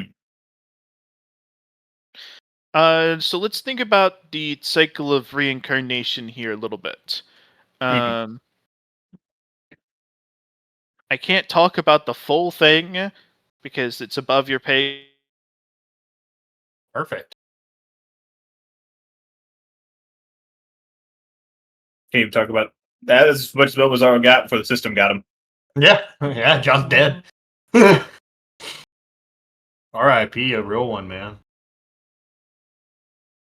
R.I.P. I miss John. He was cool. I'm about to go out there and fix his internet. I'm about to before go he got install stuck new in the internet. orb. Fuck you, you're getting new internet. No! Fuck you, you're getting fiber delivered straight to your door. You I'm can't. running those cables personally. I will. I'll run it. I'll put it in the most unopportune spot just to fuck him over too. Respectfully, of course. Doesn't John live in an apartment? Yeah, exactly. I'm gonna run a How the third-party fuck is- fiber. Third party fiber. Well, typically the way it actually works in apartments is you have an Ethernet system that you run the fiber to inside in a room, Yeah. and then you run Ethernet through the wall. Or coax, depending on the apartment. If it's a really old apartment, it's coax. Yep, there goes this whole fucking internet. Wait up, Nice, Big John. Hendrick is here. Return. He's returned. John was He said cool the before system he got put you. in the orb. I heard that you said the system got me. Funny joke. Anyway, Thanks. you eat your own soul, you become fallen. Reincarnation cycle. Cheap, boring way to say it. Whenever you die, your soul gets put in the soul reincarnating machine, and it sends you back into the center where all the stuff is. You can see he's really, really struggling with getting his terms right. Yeah. Where that stuff happens, you are washing machined. Yeah, you're cleansed of the collective burdens that you've picked up over the course of your earthly life, which includes shit like your memories. And so whenever you get through this process and are ready for rebirth, the stuff that makes up your soul is considered higher. And this has been a slowly escalating process since the beginning of time, with many scholars taking notes over the 1 billion year long eras we have and being able to measure the average highness of a soul, with people projecting it to be the end point of the universe. Like the opposite of a heat death is whenever the collective highness of the average soul in general is good enough, we will all ascend and become That's- God or something. Sounds like you're really struggling not to say the word cultivation. Anyway, when you eat your own soul, you are immediately tanking the highness of your soul as it's put back in the correct point, which is considered a sin because it lowers, even if it's just like infinitesimally, the collective highness of all the souls ever, because we all go back to being one in the washing machine of the reincarnation cycle. I don't think you should. This feels like something. You said you could tell me this. This feels like a peek under the curtain. I should know. I'm trying my damnedest to keep it You're as telling simple me as that there's a possible. collective. We're all connected collectively in the highness.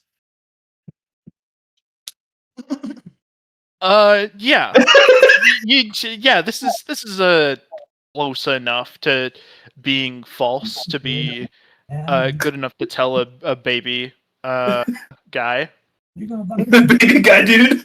Little dude, Yeah. baby guy. Little baby guy, Anyway, dude. to finally answer your question, that is what a fallen means. It is somebody whose soul has a noticeable dip in the highness of it compared to the average of the universe. And that can happen for a number of reasons, but eating your own soul is one of the quickest ways to do it. That's the fast track. Yeah. The expressway to being a fallen. Understood. Okay. Well, thank you for the explanation, as hard as it probably was for you to give it. It was... You've got no idea. I don't want to have an idea even. That's probably a good idea. Having no ideas are great ideas sometimes. Sometimes the greatest idea is no idea. Wink, wink.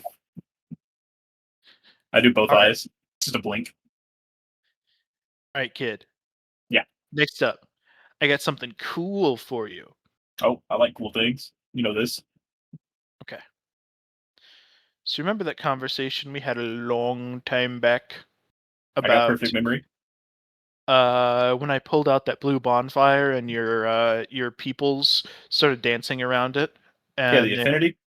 their dark resistance went up, and I said, "Oh, we used to call that affinity in my time." Oh,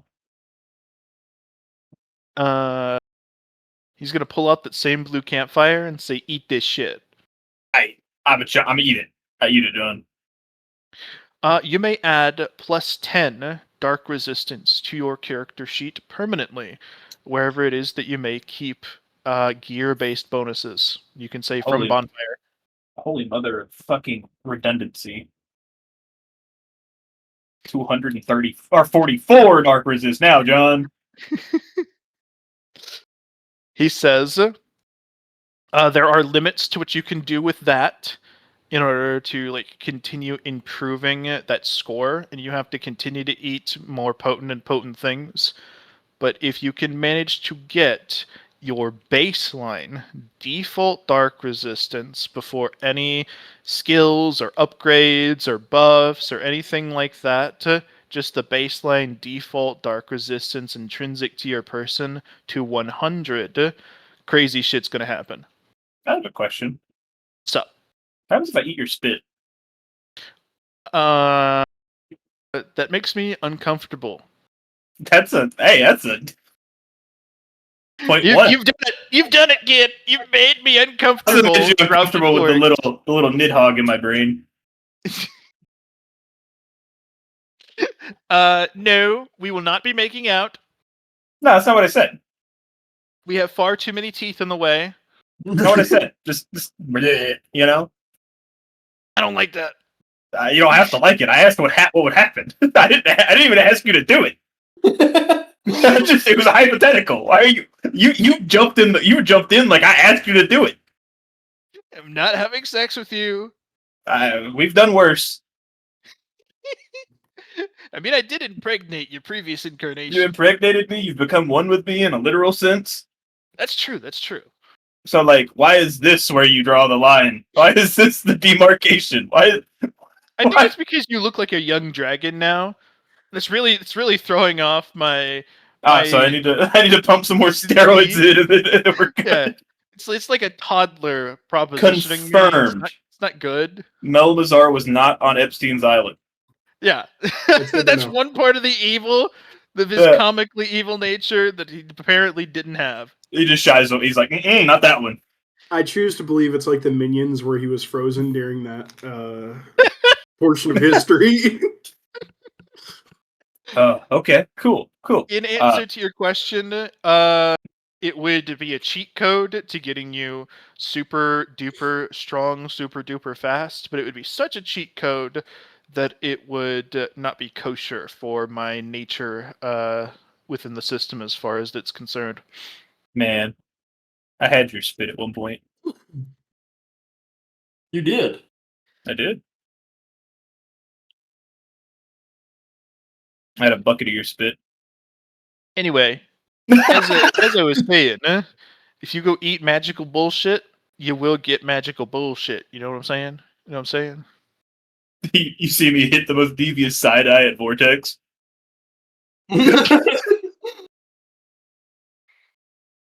It's gotta be good magical stuff, not like that. When I say good, Vortex cries. I mean like, Like system magic.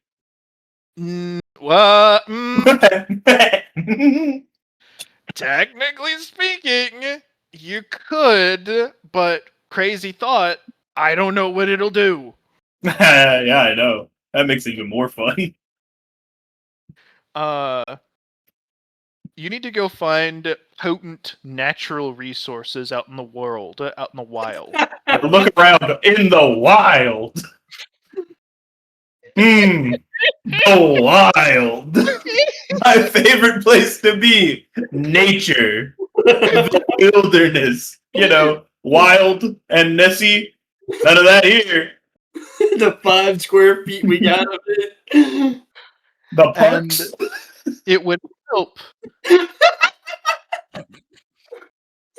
just see Dragonthorx in New York going to fucking Central Park like a dog's getting truffle, dude.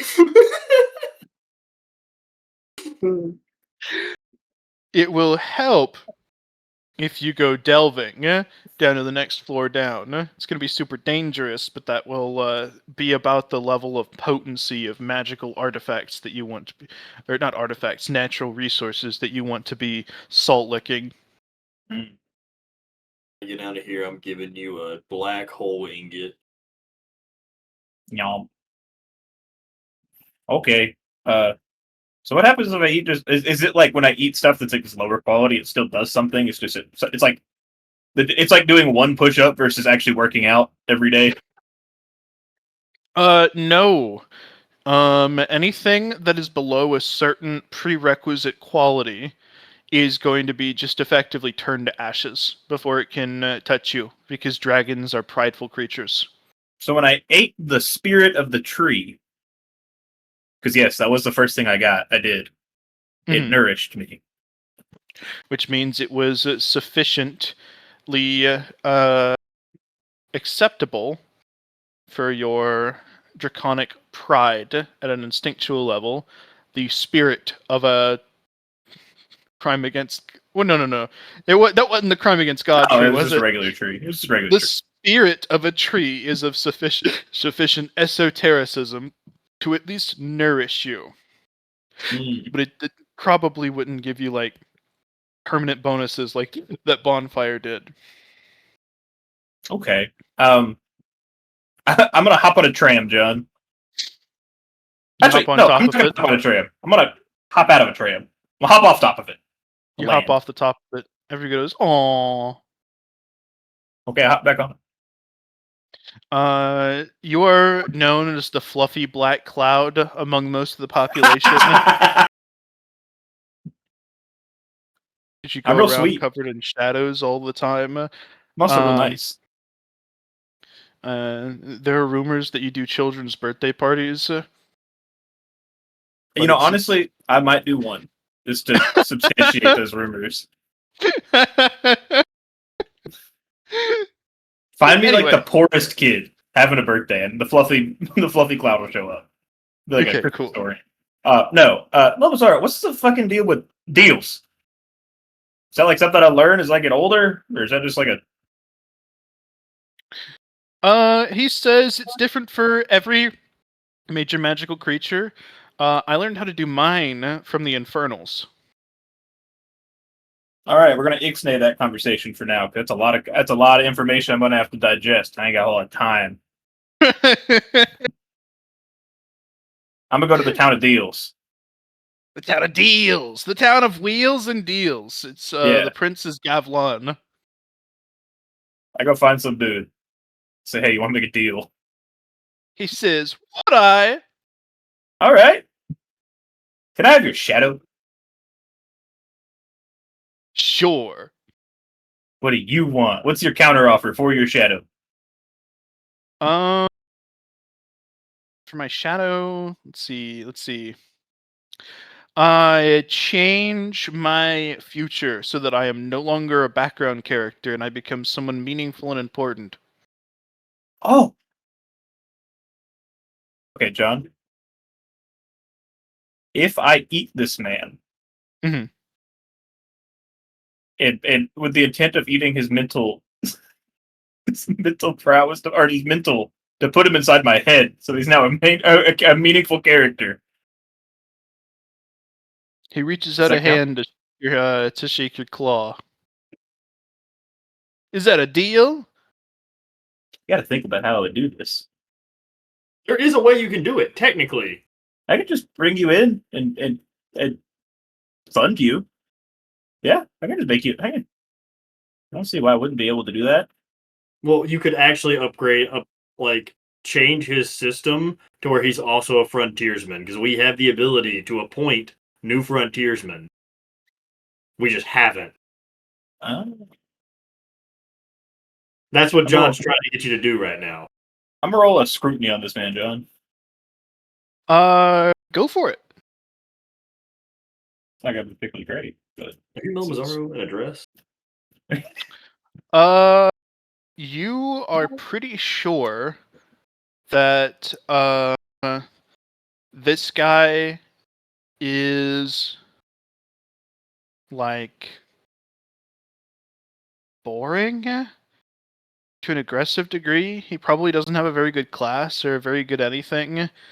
Like this deal town, like, it might be a desperation play. that's what you're saying. Mazzaro, what do you think? He pops up and he says, I think you can't take a shadow. No, Yeah, I don't think you know how. I was just gonna eat it. Just come back when he's got new light to make a new shadow. What if? Fuck, you're right. I can't even get what I want from this. I'm sorry, boss. I'll fly away. He drops to his hands and knees, single tear. I came to you with a deal, asked you for something I couldn't even have. I leave. I away. You'd see him go off and start talking to the next person. This is the sound of deals, after all. Everybody's making deals. Exactly, wheeling and dealing. You know what's crazy, Braden? Is you could have literally said, that is too high of a price to ask. You are boring and not fun. There's no way I can change you into a main character without changing who you are as a person, thus changing you. And so then you wouldn't be the main character, you would be dead. I mean, I could have done that, but I'm saying. I float away. I away. I away to a tram. I fly up to a tram. Actually, fuck it, John. Find me the poorest kid's birthday today. You ask Melo Mazzaro, and he thinks that's so funny that he immediately teleports you over into Poor Town. It's colloquially called Poor Town. In town, it's called Communist Town. Nah. Isn't every kid the poorest kid? There is explicitly one kid who is objectively the poorest on the sliding spectrum of wealth. And it's his birthday today? His birthday today. What's up, champ? You pop up. Both of his parents are laying in caskets. They're both dead. It's an orphan. He is in the brief span of time where the system does not give you protections as a child, but you also can't get levels instead. So he can't work. Both of his parents died. He is sitting in communist town. He has one bag of rice that he is taking one cup out of. John, I'm adopting this child. Yes, bring this boy home. I'm adopting this child. This is my child Lead him now. to the pillars. This is my child now. He looks up at you and says, "The fluffy black cloud. Oh, sorry. Let me get you some tea." No, He's going- my child. No. We're gonna go get some tea together. Don't you worry. He was going to give you hot water. I know what it was. Before he wasted his little paws at it, you know. Come on, we're gonna. So I have a question, John. Yeah. If I pick him up like a baby, like a child, I'm big enough to do so. Well, Yes. touching me be a bad thing for him. Yes. Okay, You're going to want to put him to sleep or some shit. that sounds even worse. Make him a little nimbus. Yeah, I can do that. I can give him a little cloud he can sit on, and we'll just walk to the tram station together. It'll be a constant burn on your mana, but yes, you have the basic shadow manipulation capabilities. That's fine, and I can eat the man in the air to Yeah. keep it going. You'll be as it needs good. to be. So, you set him on the cloud. You go walking off. Where are you taking him? Probably to the pillars. Or actually, first I'm going to take him to our personal house that hasn't been paid for, but it's been paid for. It's been paid for at this point, but Connor's a billionaire. Yeah. The tax write-off. We're going to the tax write-off. And I'm like, since Atlas isn't here, you're going in Atlas's room because my room is actually just a dark pocket. And I would like you to have some enrichment, such as light. Light's a really big enrichment. Plants need it. People need it. Are you still there, John? Yeah, give me just a moment. I'm finding you this kid. Okay, I look at him, and I also I run to anywhere. I just teleport to the nearest, or teleport/move to the nearest location that has good food, and I Purchase it, and I send the bill to Connor, the 3 for whatever the fuck it was. I just add it to the pile. Yeah, it's just there, and then I return home with delicacies and drinks. Jeremy is mildly sad you didn't at least offer him one, but fuck it. I just I get sent probably the would have if bill. it was there. Like I say, I just get the sent the bill, no food. I don't need the money. I just Sadly, we're 4 years in the future. Yeah, but Jeremy 4 years in the would future, you get a appreciate fruit basket. Oh my Let's god. fucking No, you did not choose Gai Chiaka to main character. Kill this man. Kill this child right now. No, I will raise him. it. I love He's the from fact it. that the poorest child must live in a communist city. Let's go. Okay. We need to establish orphanages, Connor. No, he wasn't one. There'll be a private one. He was at orphanages. He didn't live in an orphanage. He said He lived in the former apartment of his parents. Oh, He was an orphan. Okay, I see. will He still had his dead I will parents, start- by the I way. will start a private orphanage. It's no big deal. I go there, and Fuck very taxation. quickly, I have to tell him one big rule. Okay. He's just not allowed to touch me. He says, whatever you...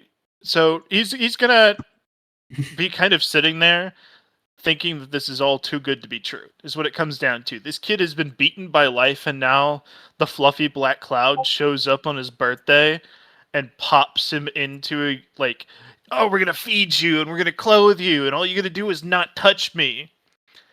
It's a fairy tale. It really does sound like a fairy tale. It's a fairy look tale, and here. this kid has been matured by trauma to the point where he's sus as fuck. And he's still a couple of months out from being properly integrated into the system and getting a class and stuff like that. You're not really sure how he's out this early, actually, because the kids who are too young to be appropriately integrated were supposed to still be on ice. So something about his now dead parents probably they probably did some fucked shit to get this kid out this early, and he's suffering for it, clearly. Well, it's ease some of that suffering at the very least. Nomazaro, you did. I know you found this funny, and I know you knew this would happen. That's okay. But we have a child now. The collective group has a child. All right, one child acquired right One before child you guys added leave to the inventory. dungeon. Can I add it to my inventory? It'd be funny. No. I feed the child. How does this go? He is going to be eating very slowly, very carefully, checking up at you every time he takes a little bite, unless you leave or hide yourself. And once he realizes he's alone, he tears into it like a wild dog until it's gone. I hide myself for one time, and then out of nowhere, just a little fork and spoon pop up beside him. So me tinking it on the table behind him. He can't. As far as he's concerned, I'm not visible. He looks around again and starts eating really politely, even though he can't see you. From now until the end of the time you know him, he's going to eat politely, no matter what, with the assumption that you are watching him at all times and he can't see you. Good. Good manners.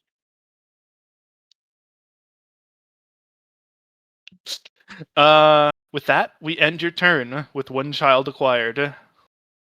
Nice. And all my martial arts stuff.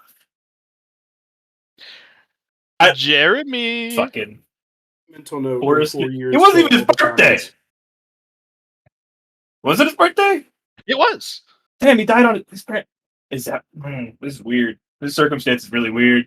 That's rough. He has a complicated backstory that you don't have time to look into. Nope. But I do next session. Just let me know if you need money for the child. Oh, we'll definitely need money for the child. I'm gonna raise this child to be something special. Just don't let him be a communist. I think he's as far. Yeah, I think he's been well turned away from that route. Let's go. Sorry, I have my graphs up, and I'm having to remember. Look at this graph. They're so fucked. I'm visualizing the graph right now. You're bragging Okay. about you have pictures that you put him in Atlas's room. Okay, so that's where I am. This is the room y'all were sitting in. And then I was burning through all my Don't drink the monsters. stamina because I just needed to do that. Mm-hmm. Yes, that's what I did. Yep. I burned through all my stamina for like 2 months. I'm not even sure if it's 2 months. Fucking. Oh, here, Connor's turn. Okay, I'm gonna run and grab food, and then I'll be back. Sorry, I'm trying to remember exactly in the math we were on. Honestly, I'm pretty sure we crossed the line. It's probably meth by now, but okay, cool. I got it figured out, I think. Okay. Because I think we determined that each person I feed generates me 1 faith, and then for every 2 million faith I have, I get like 1 actual god point or whatnot. I don't remember what we named that, but the god point is what we call it. And I can generate. Oh god. I remember why Literally. this is fucked. I did 2. I spent 2 days worth of stamina, I believe, to feed everyone.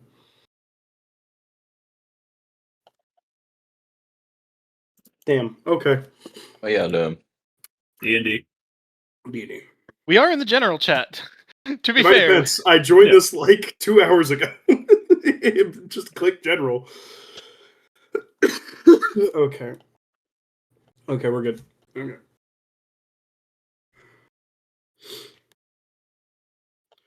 Okay, sorry about that. Like I said, it's just a lot of.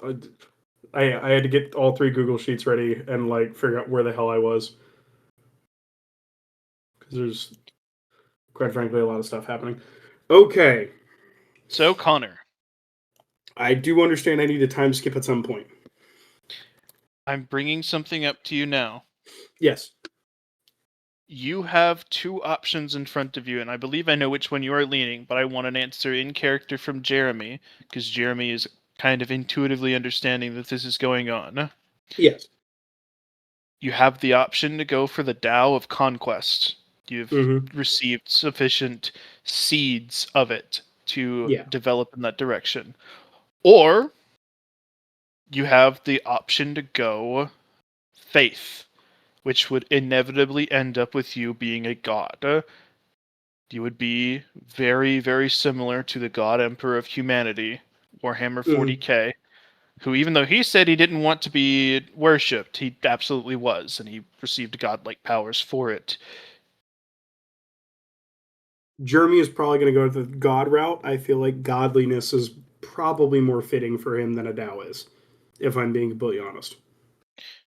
It will make your funny, haha, oh, we need you to come up with philosophical inquiries and like really think about who you are and why you are that way and how your truth interprets the world, and literally entirely turn it also into a spreadsheet of tracking the amount of faith you have from people. I am aware. The one thing though is I will point out, the problem with Jeremy right now is I have done research and I've figured out the exact philosophy Jeremy basically has. Mm-hmm. The problem is it's very hard to convert such a philosophy into a Tao that doesn't inherently violate itself. That is a big problem.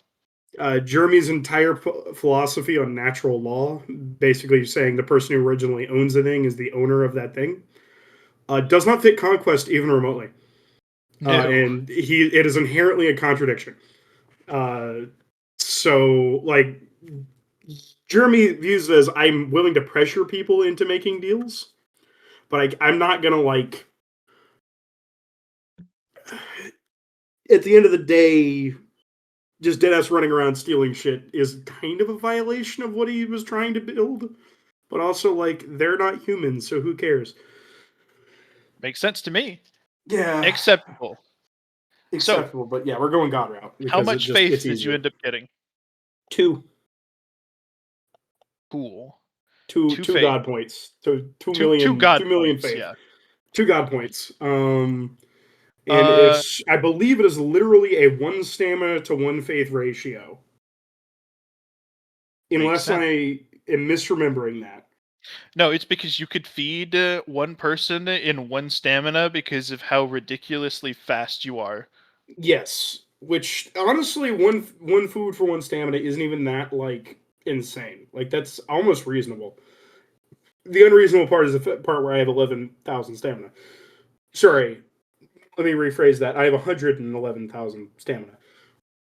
So, you have you're sitting in the sky on the next day, considering, and you feel the weight of all of these expectations, of so many people who know your name, of so many people who are thankful to you for personally feeding them, talking to them, understanding them, even if it's just a few words. It'd be like every single person in the United States got to shake hands with and briefly talk to, or even air their grievances with, the president. Yes, which the president already ages faster anyway, so yeah. Yeah. So you feel the weight of all of these lives personally looking at you. But it's the weight of a centralized leader. They respect your position. They I'm respect held actually accountable because there is a name at the end of this. I can't just go, oh, my term's over, I'm done. They respect your position, and they slightly know who you are. But even though there's faith here in who you are and that you'll do the best for them, it's not faith in you as divine. You can make use of this. You can. You understand that all of these expectations that have been laid on you have a metaphysical purpose that you can burn for fuel to answer those expectations. But what people think of you is going to be what you are at the end of this road. You can already feel these expectations being a pressurized boiler changing you to fit what they expect to see. Which means if you want to adjust who you are going to be, you need to sway public opinion. So if you want to say the God King is going to be strong and he can shoot lasers from his eyes, then you need to advertise that you can do such a thing. Play television commercials and shit like that where you get a light mage to help you out. And as you get sufficient faith points from people who believe that, then it's going to pop up on your character sheet that you can shoot lasers out of your eyes. Badass. Trying to think of how I want to utilize that, because obviously the earlier I start doing stuff, the more effective it will be. Yep.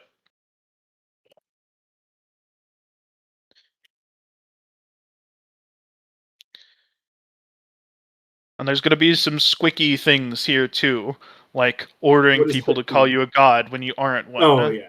In the Okay. future, like that is something that Jeremy will just have to accept as a cost of the job, because Yeah, he's going to lie to basically- people. Yes, which Jeremy is not above doing. Like, Yeah. at no point has lying been off the table. So it's just a matter of what you want to do. Either which way, even if you don't claim yourself to be a god, this is the god route. Faith will make you divine at some point. Yeah, I don't like to say. I basically would have to spam spend faith points to prevent that if I wanted to. Quick question, John. I need to choose what I'm god of, correct? That is an important thing, and that's what the propaganda aspect is. Well, that would be what it would happen. Yeah.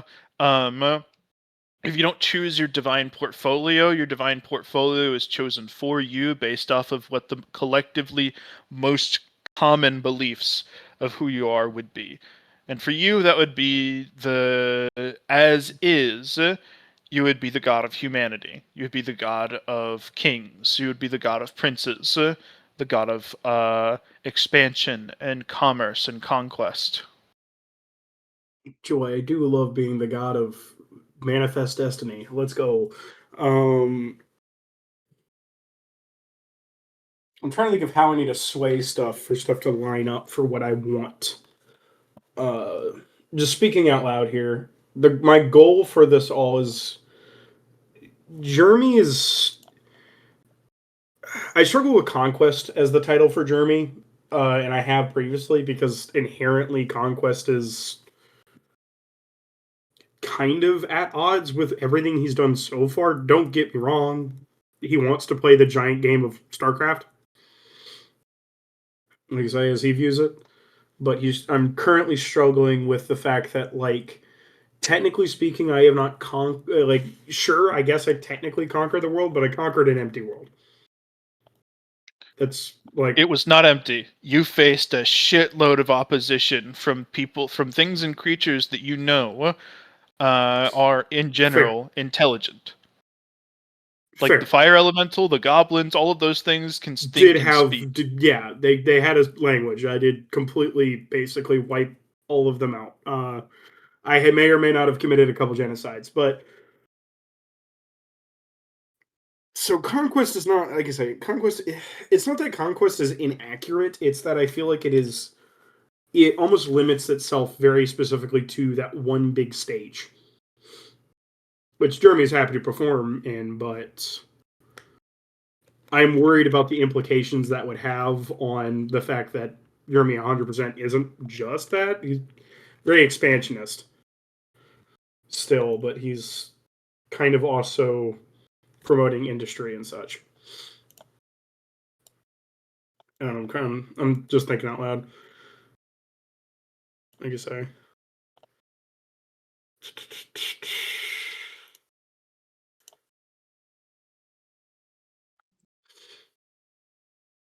And I guess if I wanted that conquest to actually matter, if I wanted that conquest stuff, I'd probably actually have to build a valid military sooner rather than later. It's pretty hard to be like, I am militarily strong when I have literally like a private guard and that's it. And I'm not even sure if I technically have that.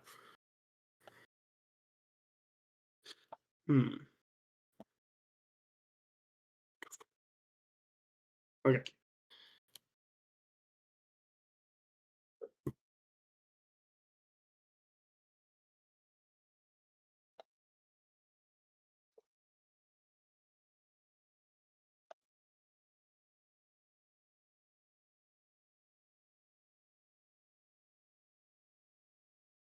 I also don't want Germany to be the god of free shit, because if I keep handing out free shit, that's not exactly. Out of communism.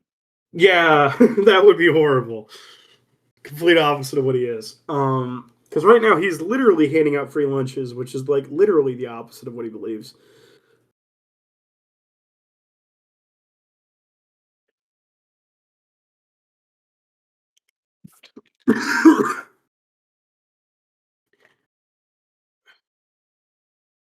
John, how much would it cost me to get basically what would that? I don't want to call it propaganda, even though it technically would be a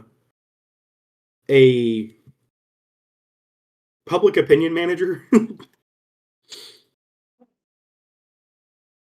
a PR team. There you go. That's what I'm thinking of.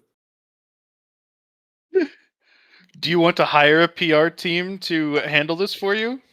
Not entirely. I just, for lack of better thing, Jeremy can't do this alone.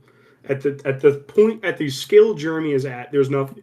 With the amount of people in the world, he can't just walk up to every guy and be like, "Hello, I am Jeremy." Oh yeah, you're gonna have to get a team put together for this, but you'll have to Yes. decide what you want to tell that team, what the goals are, how you go, Mhm. like what are your big picture ticket items going to be? Because if you just hire like a stereotypical PR team, they're going to be the most worthless people you've ever met in your life. Yeah, I'm going to put like time, mana, stamina into like sourcing the correct people for this team and give them a goal. Like I say, I ideally want to focus more on the industry aspect of what Jeremy's doing. Like conquest is definitely playing a role in this, but I want to shoot more the freedom and industry kind of points.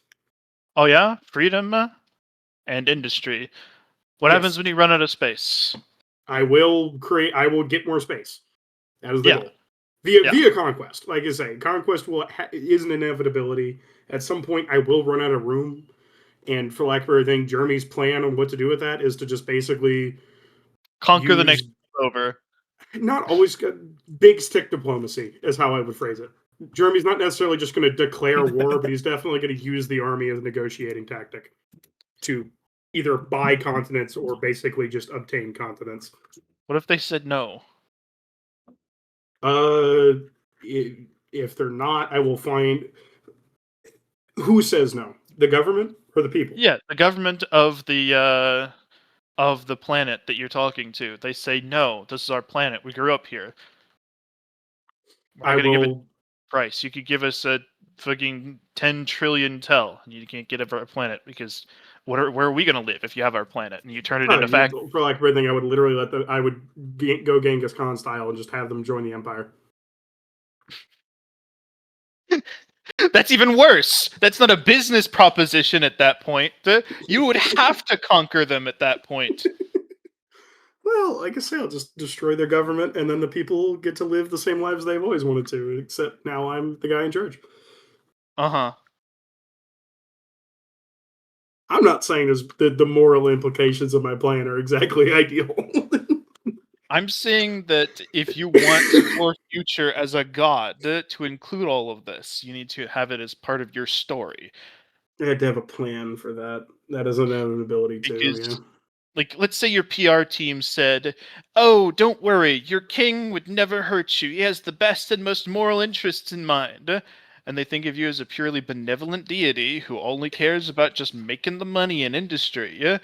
That's going to change you as you become a god. Yeah, and that You would just eventually run into issues because at some point I do run out of space.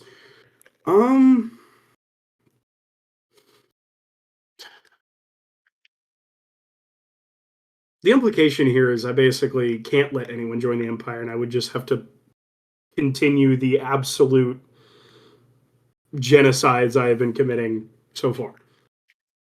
Or, I mean, you can have them join the Empire, but it's just going to have to be under, like, Roman Legion rules, where they are second-class citizens for a little while until they prove themselves as being worth joining. That's And you'd have to probably not the destroy their worst. culture and shit. Yeah, that part's rough, but understandable. Because you don't want them to be No, part you have to destroy the culture. It is a requirement if you're going to have them join. If you have literally half your population become something else, you can't just let them win the culture war afterwards. Mhm. For lack of a thing. Second systems. That's probably the best solution. Like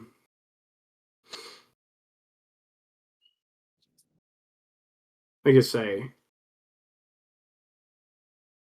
I think ideally I would basically put a military pressure on them, basically blockades and potentially just dead ass war, and then basically tell their soldiers at any point they can just defect to me. They won't be treated as a second class citizen, and they can just join my fucking army under obviously watch to make sure they're not like spies or something. That way, there's a little bit of an All angle right. on that where it's like, hey, if you just join me willing, for like everything like pirates do, where they're like, hey, if you just surrender, we're not going to fucking kill you. In that case, That way, once give you kill the first, commit the first 3 genocides, the 4th planet's probably just going to be like, not worth it. We'll just join you instead of give having half our me population killed.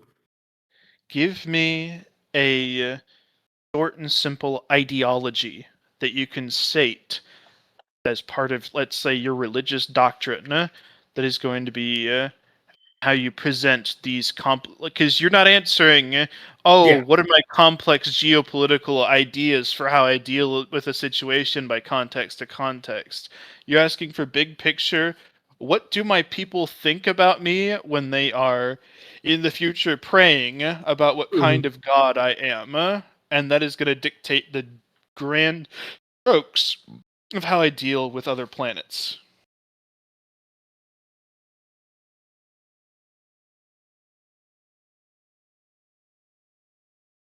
If they think of you as, let's say, bringing back the 40K argument, there are people who think of the Emperor as somebody who actually absolutely hates and despises Xenos. Anybody that's not human needs to be eradicated. Yeah. And there are people who think of the Emperor as somebody who wants to eradicate anyone who's not useful. So all of the Xenos that you can't enslave need to be eradicated. There are also people who think of him who wants to be anybody who's problematic. Like you as a god, reach out your hand to everyone that we see, and if they slap it, then you punch back and burn them to the ground. But if they grab it, then you lift them up. But that only works if they effectively join an alliance with the Terrans. But then you don't get their land; you just get an alliance. Right, which is not what I want at all. I ideally just want to fucking run shit.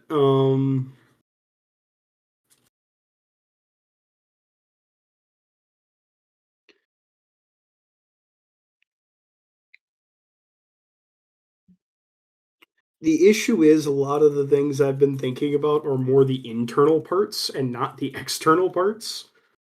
Once again, there's really no good political answer to why conquer people that isn't just I want shit. Like there's not a really other than might equals right, which is like obviously a little barbaric. Or Terran equals right, and the personhood of everybody else is under question. True. Also, kind of leads to like literal fascism. Oh yeah, for sure, for sure. I mean, you are going to be a conquering dictator. You are not going to get an answer that is like politically correct. Oh, there is going to be no happy-go-lucky answer. I understand that. There is a philosophy concept that does kind of come to mind though, where it is people who are able should have more resources in the mind. Like I say, there's a whole fucking thing with it. We're better than you. If you were better than basically- us, you would have beaten us in the war. Basically, it's the concept of like imagine society as basically a metal ring with everyone having ropes tied to it. Everyone should go pull their rope in any direction they want, as hard as they want, and theoretically, if everyone does this, society should go where it should be. Which I guess you could hand to the market. Yes, literally, it's just the invisible hand of the market. Yes, just applied to society as a whole. Which I guess you could apply to this concept of just, hey, if your society was good, you'd be able to stop me. Which is still just might equals right, but we're not going to think about that one too hard.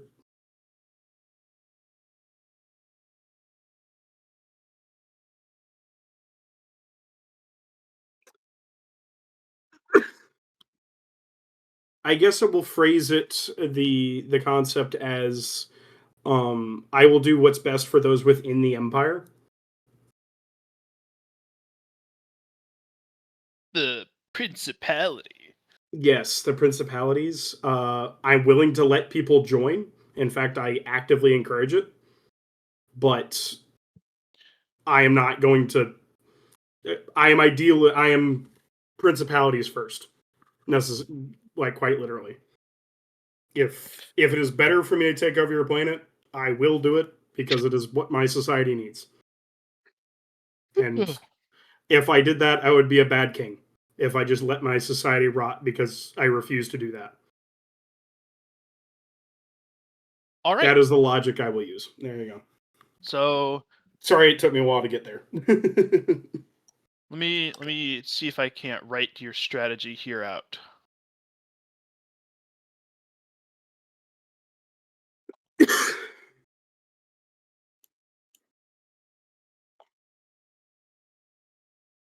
So let me pull back a little bit, actually.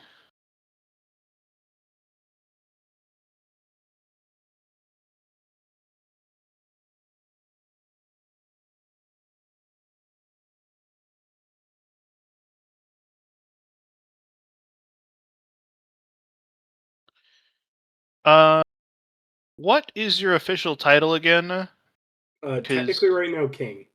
King. So you're the king. Everybody else is a prince. Yes, everyone else is a prince. And technically, my army will be called knights. I called it Principality, and I know you didn't like that one. Did you have a preferred name for the Terran Empire? I believe we just literally we did Kingdom of Terra, is what we actually named it. Because I did not like Principalities. That's why it says Bill of Rights of the Kingdom of Terra. Because Principality just does not roll off the tongue.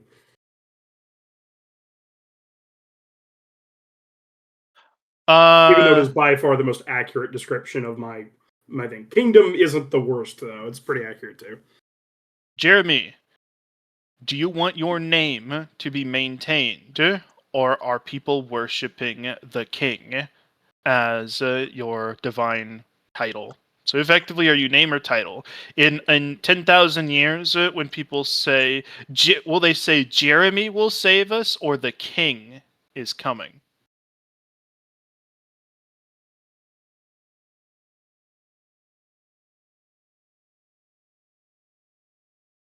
I'm going to say the king, because Jeremy quite literally doesn't care about his own name in terms of being recognized.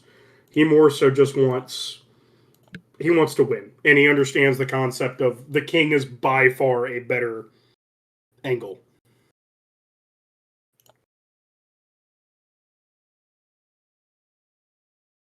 Also, the king is mildly badass.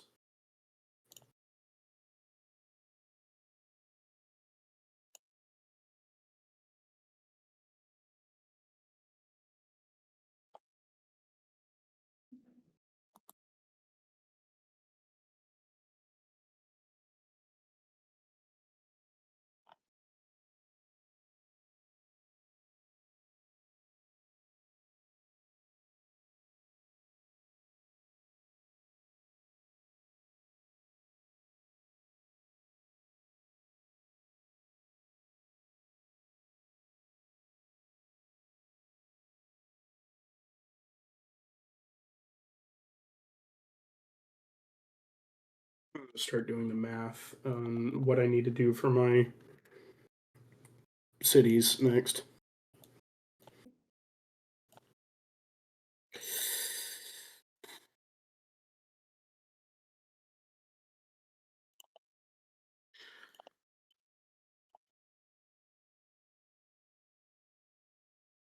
Okay.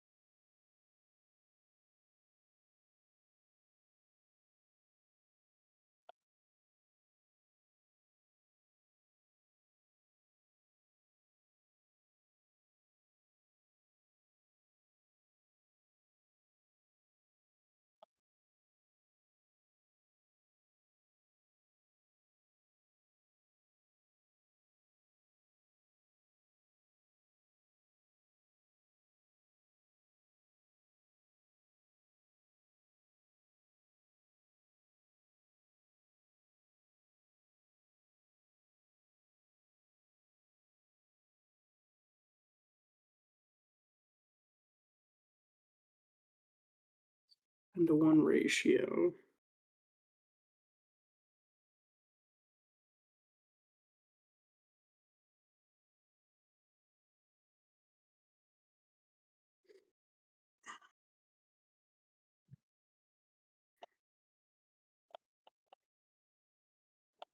So what's happening?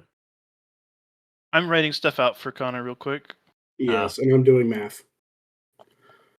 I'm gonna send you the package I got that I forgot ordering. I would love to see it. I really need to know. Jesus God, that's so many. I used to buy bulk candy. I stopped because I just can't trust myself. That's why I don't buy it either. But apparently, you while drunk could not trust yourself. I wasn't even drunk. I was just stoned and really tired. Okay, you say that like that's like incredibly different. Like, let's be real here. Here you go, Jared and Tyler. I ordered this and I don't remember ordering it, but it's at my house now. Okay, I'm trying to optimize my markets.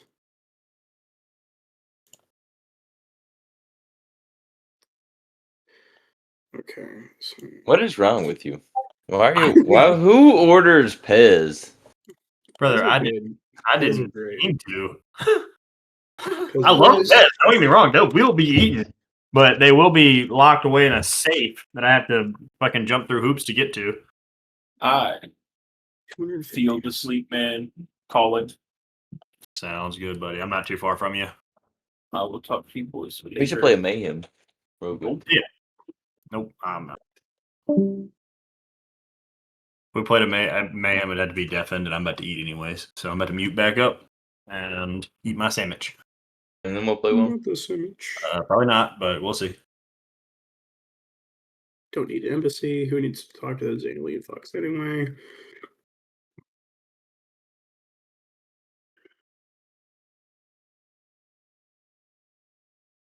Market. I can up that.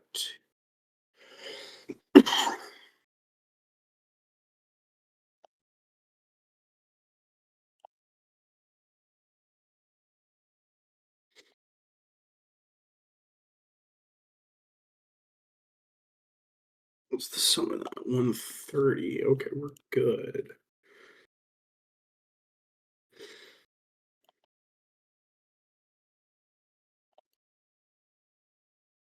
Let's up these to 6.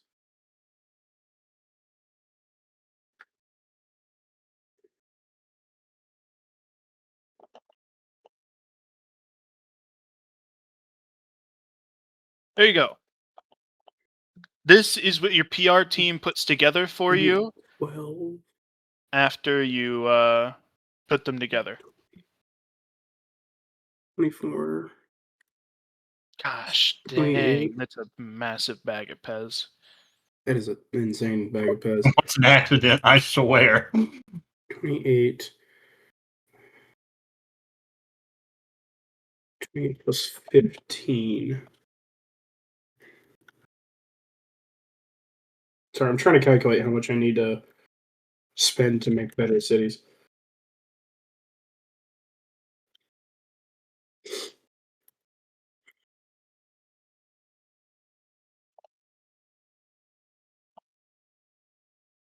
And we just up that to 50.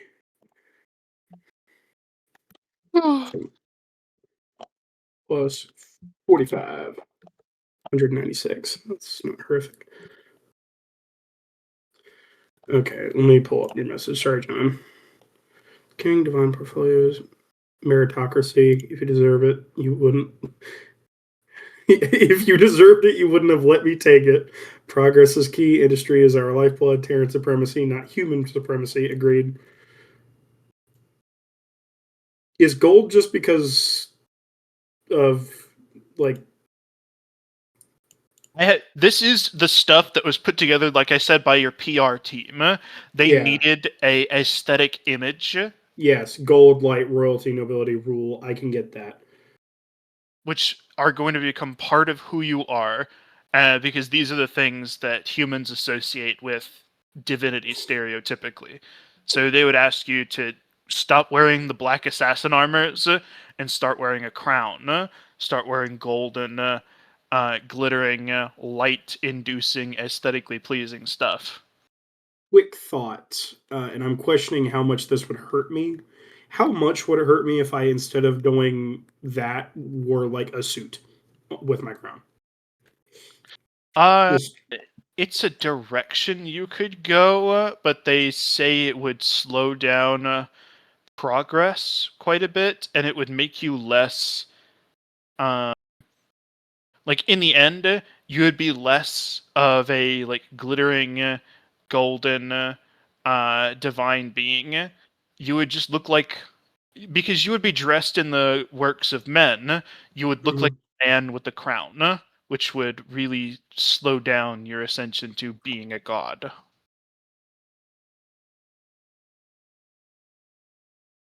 That's fair. That's understandable. I say you can do this. Eventually, it would just become associated with you, and people would probably stop wearing suits. It would just become something that was related to you because they would become religious wear.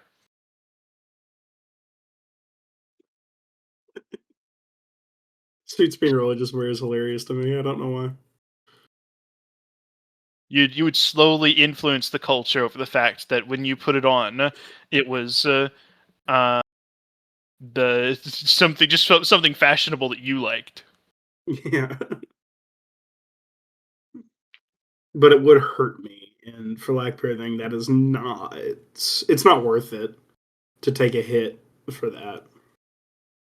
Even though personally, whenever I think Jeremy in the end game, I think suit wearing motherfucker.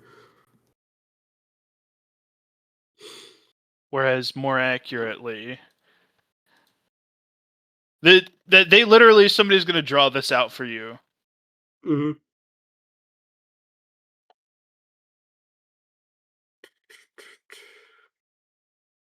I said most of the other stuff I don't have any issue with. Light makes sense. Royalty, fair enough. Nobility, fair enough. Rule, like I say, meritocracy is probably the most important part of my stuff. Fair enough. Yeah, go the God King route. Which, to be fair, considering Jeremy is very clearly a fan of RTSs, he understands the vibe. Considering Warhammer has so many RTSs, it's ridiculous.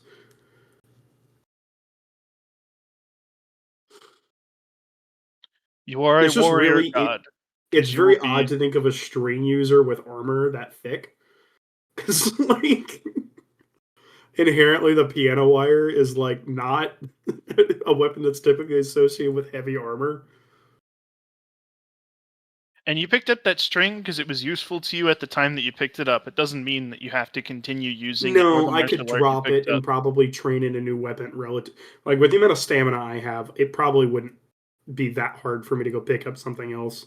I haven't even spec'd into any skills that actually make me better at using the string. It's just the talents I got from that one thing from the history dungeon. Fight the unworthy, take their bounties for Terra.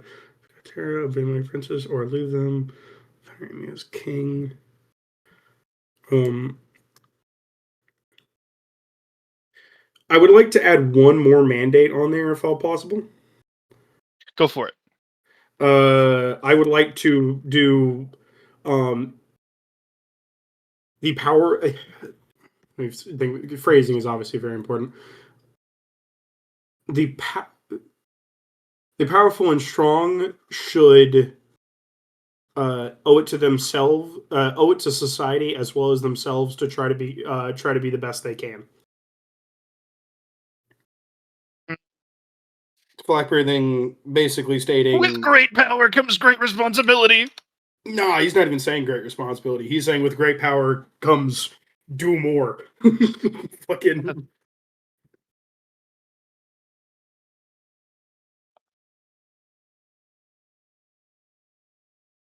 Do act in proportion to your ability. capabilities. Yeah, it works. Exactly. He's basically saying the successful should be rewarded. Yeah. So if you're a cripple weakling, Stay out of the way. you're a janitor. Yeah. Like I say, and there's nothing wrong to that. He sees nothing wrong with if you are not skilled, your job is to not be in a skilled position. But if Drognothorix came up to you and said, you know what, I think I'm actually not going to continue this whole frontiersman thing. I think I'm going to quit and go live in a cabin in the woods and do nothing. He would see that as a sin. Yeah. Like I say, it's very much the fact that Jeremy has acted on this multiple times. Like I say, he genocided the entire goddamn world because he could, and it was right for what we need. Yep. Like I say, Jeremy is acting proportionally to his capabilities. Those capabilities are just insane. So he's a min-maxer. These mandates, as you called it, are effectively your virtues, and people who break them are sinners. People who do not venerate you as the king. Anybody, for instance, who decides, you know what, I want to be the king, or I think the king is dumb and we shouldn't have one. They are sinners. Yes. Obey my princes or leave them. Anybody They should be moved. They should be denied society and pushed out, forcibly removed. So, obey my princes or leave them. It is a sin to live within a city of a prince that you are actively rebelling against. Yeah, you should just go to a prince you agree with. Yep. And if no one lives in a prince's principality, they will just no longer be a prince, and I'll swap them out with somebody who actually people agree with. Work for the good of Terra. Obviously, you cannot take actions that are in direct opposition to the Terran Empire's good. Yeah, that one's necessary, obviously. I can't remove that one. So, anybody who would be like, you know what, I'm going to purposefully destabilize the alliance that we're setting up. Terrorists. Saying no to terrorism is probably a good idea. Yeah. Fight the unworthy, take their bounties for Terra. You have to make this a virtue because of the fact that I have a private army. I need to work off a bounty and, mercenary system. I understand. Yeah. This is going to cause problems personally among your people. You already know this because they're going to be like, well, that guy over there is unworthy. But thankfully, with the take their bounties for Terra, it makes it very clear. Yeah, makes it very clear that it's talking about people who aren't us. They're the unworthy ones. Like I say, if we went with the original logic, all the communists in Communist City would just be murdered. But considering they actually violate the final one just by existing, but whatever. Do acts in proportion to your capabilities. Yep. So you are a sinner if you are not at least trying to take roles and responsibilities and do actions that are relevant to your objective degree of power. I almost want to throw one more on there. I know the more I add, the more less effective they probably are, but I do want to throw Correct. something on there on the concept of you should at least attempt to improve yourself and your life. Uh, I don't know how to progress is phrase it. key is part of your divine portfolio. So it's Yeah, not then we're probably good. Okay, yeah, then like I people say, who 'cause mine worship you are going are to going be to try living to like improve that. themselves and their lives. Okay, we're good. But so you don't have to necessarily mandate it, because then somebody being like, "I'm going to take a break day" is committing a sin. Yeah, which is I don't want that. Obviously, people get tired, but like you should strive to at least be better as over time. Okay, Even so if your progress PR isn't team is setting that up. They say that with this, as long as you change your dress, like change your outfit and overall appearance, and adjust the way that you are meeting with people, they can get you based off of like, because you run through the numbers and you're like, okay, this is how much faith I developed versus this. Um, the team is going to say they could probably get you 100 appropriately flavored moats within the next year. Based off of only their stuff as like passive in the background. You don't even have to use any of your resources to do it. There's part of me that wants to try to force it faster, but then the other part of me is like, yeah, but do I need it faster? Because If you force it faster, you won't have your team perfectly tweaking it to your exact specifications. Like going out and doing another food run, that hurts your image, yes, even if because it then gets you it's more free moats. food, which is Yeah. not fitting to literally any of those virtues. Okay, fair. I will let them do their jobs, and I'm not going to speed them up. Like I say, I will tell them if they need resources, let me know. Within reason, I will grant most requests. They're effectively, as you were putting this team together, you just gave them access to the treasury for the most part. And Yeah. they are going to be Obviously, I'm gonna, using like, your check infinite up amount of on them. money to. Yeah, I'm going to check up every once in a while, but yeah. They Speaking are of dipping infinite pretty money. heavily into it because they're like building infrastructure for information sharing and entertainment and like running propaganda programs and shit like that. I get it. Doing They got everything to in their spend. power except telling people to pray. Because you've Yeah. specifically said you don't want people to pray to you at the moment. That'd be a little bit and too far. It's the I don't know. I don't think Jeremy would actively tell people not to pray if they started, but he does not want to like actively encourage people to pray. Yeah, and people He's won't pray very to you. Jeremy's 100% a freedom first kind of motherfucker, Mhm. which fair. You bring this up a couple of times in your meetings, and all of your PR guys look back and forth at each other, and nobody brings up to your face that freedom is nowhere on your portfolio. I've thought about that, but then I have thought about that. Like I say, because I noticed that.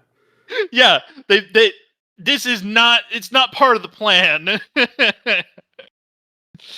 Because freedom means a flexibility of boundaries, and you have set your boundaries for the people that you need them to have if you're going to be Zerg rushing humanity first, everywhere, everything. Yeah. There's not room to be super flexible there.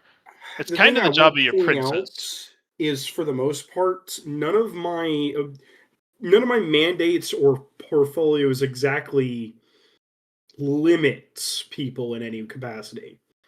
Other than limiting them from doing shit that you would consider to be objectively Very much wrong. obviously, I would have already, like I say, if you commit acts of treason, you're already going to get forcibly removed into the ocean anyway. Who cares? Like, yes, I'm not going to allow people to live in my society to actively work against it. Yeah. Like that's just dumb. Okay. So that upgrade is going to cost me that much.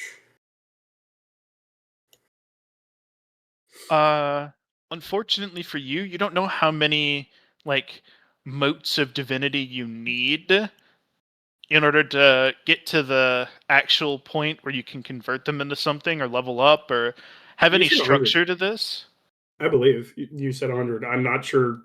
I could be misremembering, but I thought it was 100.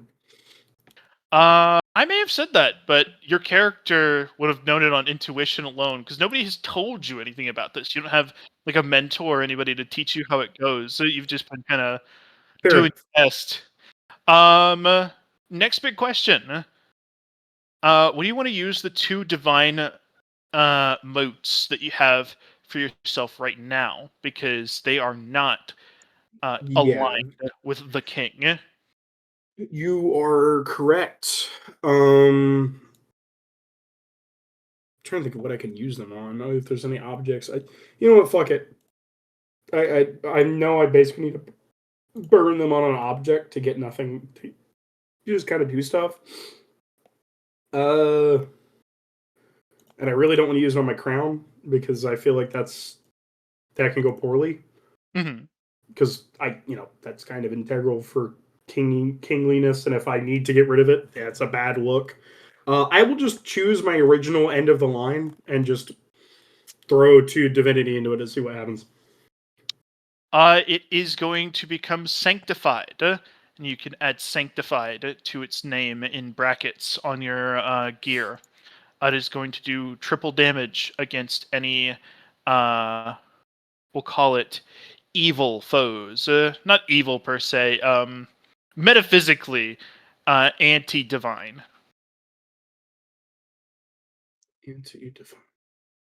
It also, because of the nature of these motes, which was the nature of plenty, of giving, you do not run out of spool for it whenever you're unspooling the wire. Does that translate to an unlimited range? It translates to your range is only limited by how skillful of a user of it you are, which is maybe 3 times as much as the range you had written on there. Sweet. I don't think range is really that big of an issue, but it's good to know it's really not worried about an issue. I didn't realize the entire time the end of the line had feed him tell if you like him. I've never once fed him tell. I'm an asshole. You didn't like him, yeah. Apparently, I'm just a horrible person. That's great. You might not even use him again. You'd be Yeah, like, there's no point. I probably will. I don't know. I'm not really the most. I was really never all that attached to the wire. It was just what I needed at the moment. You didn't even really end up needing to use it very much, No, or but I much of your really thought martial I art. would, and then I just didn't. It's because you still didn't end up fighting anything, and you've kind of changed your position a lot. Like at that time, you were still just like agility first. Give me all of the vigor possible. I'm the fastest man alive, assassin. That was before you had even dreamed of becoming king. Yeah, no, that is wacky. He's changed a lot. This entire thing is crazy. So, like I say, I'm also currently trying to look at my math for the amount of money I have coming in to try to figure out how long it would take me to do a project that costs $70 billion. And I'm pretty sure with the money I generate per day, that's like 2 days. You don't generate $70 billion in 2 days, do you? I'm trying to figure out where my math is wrong. Oh, it went over the city cap. That's why. Okay, good. I'm happy I caught it. I'm like, something's wrong. That shouldn't be like that. Yeah, okay, yeah. I'm back. It's 17,000 or 17 billion. So that was the number that I remembered. That makes way more sense. Granted, that's Still a lot of money because yeah, you are still only takes 4 days. Takes 4 days for me to do something to my amount of money I make.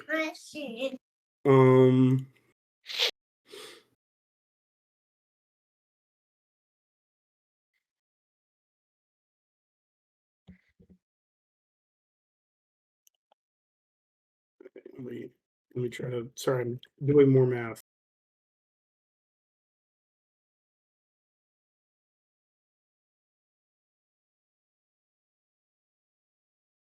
Do the math on how much I can min max to make a silly amount of money every day. Oh yeah, that's something I can do. Cool. Okay. So it's 1 year from now. Yep, from right now. Okay. I'm literally going to just drag down my day counter, and then I'm just gonna put a note on day. How many days are in a year in this universe? I think like 360-ish. Yeah, because it's 30 times 12, right? Yeah. Okay, cool. So we are currently on day 88. So I'm taking day 88 plus 360. So 100. That's right.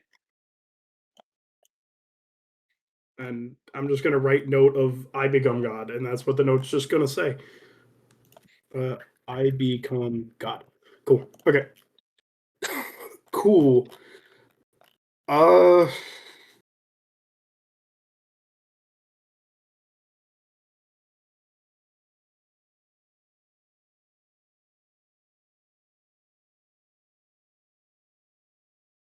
Estimated how much exponential scaling goes silly. Yep. It do be quite odd. The sheer amount of force you have behind you from being able to leverage your nation to just do whatever the fuck.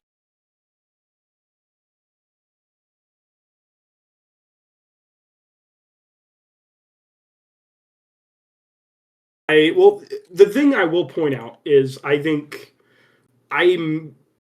still think I would implode in a lot of situations where the others wouldn't. I just have a situation I can kind of leverage a tad.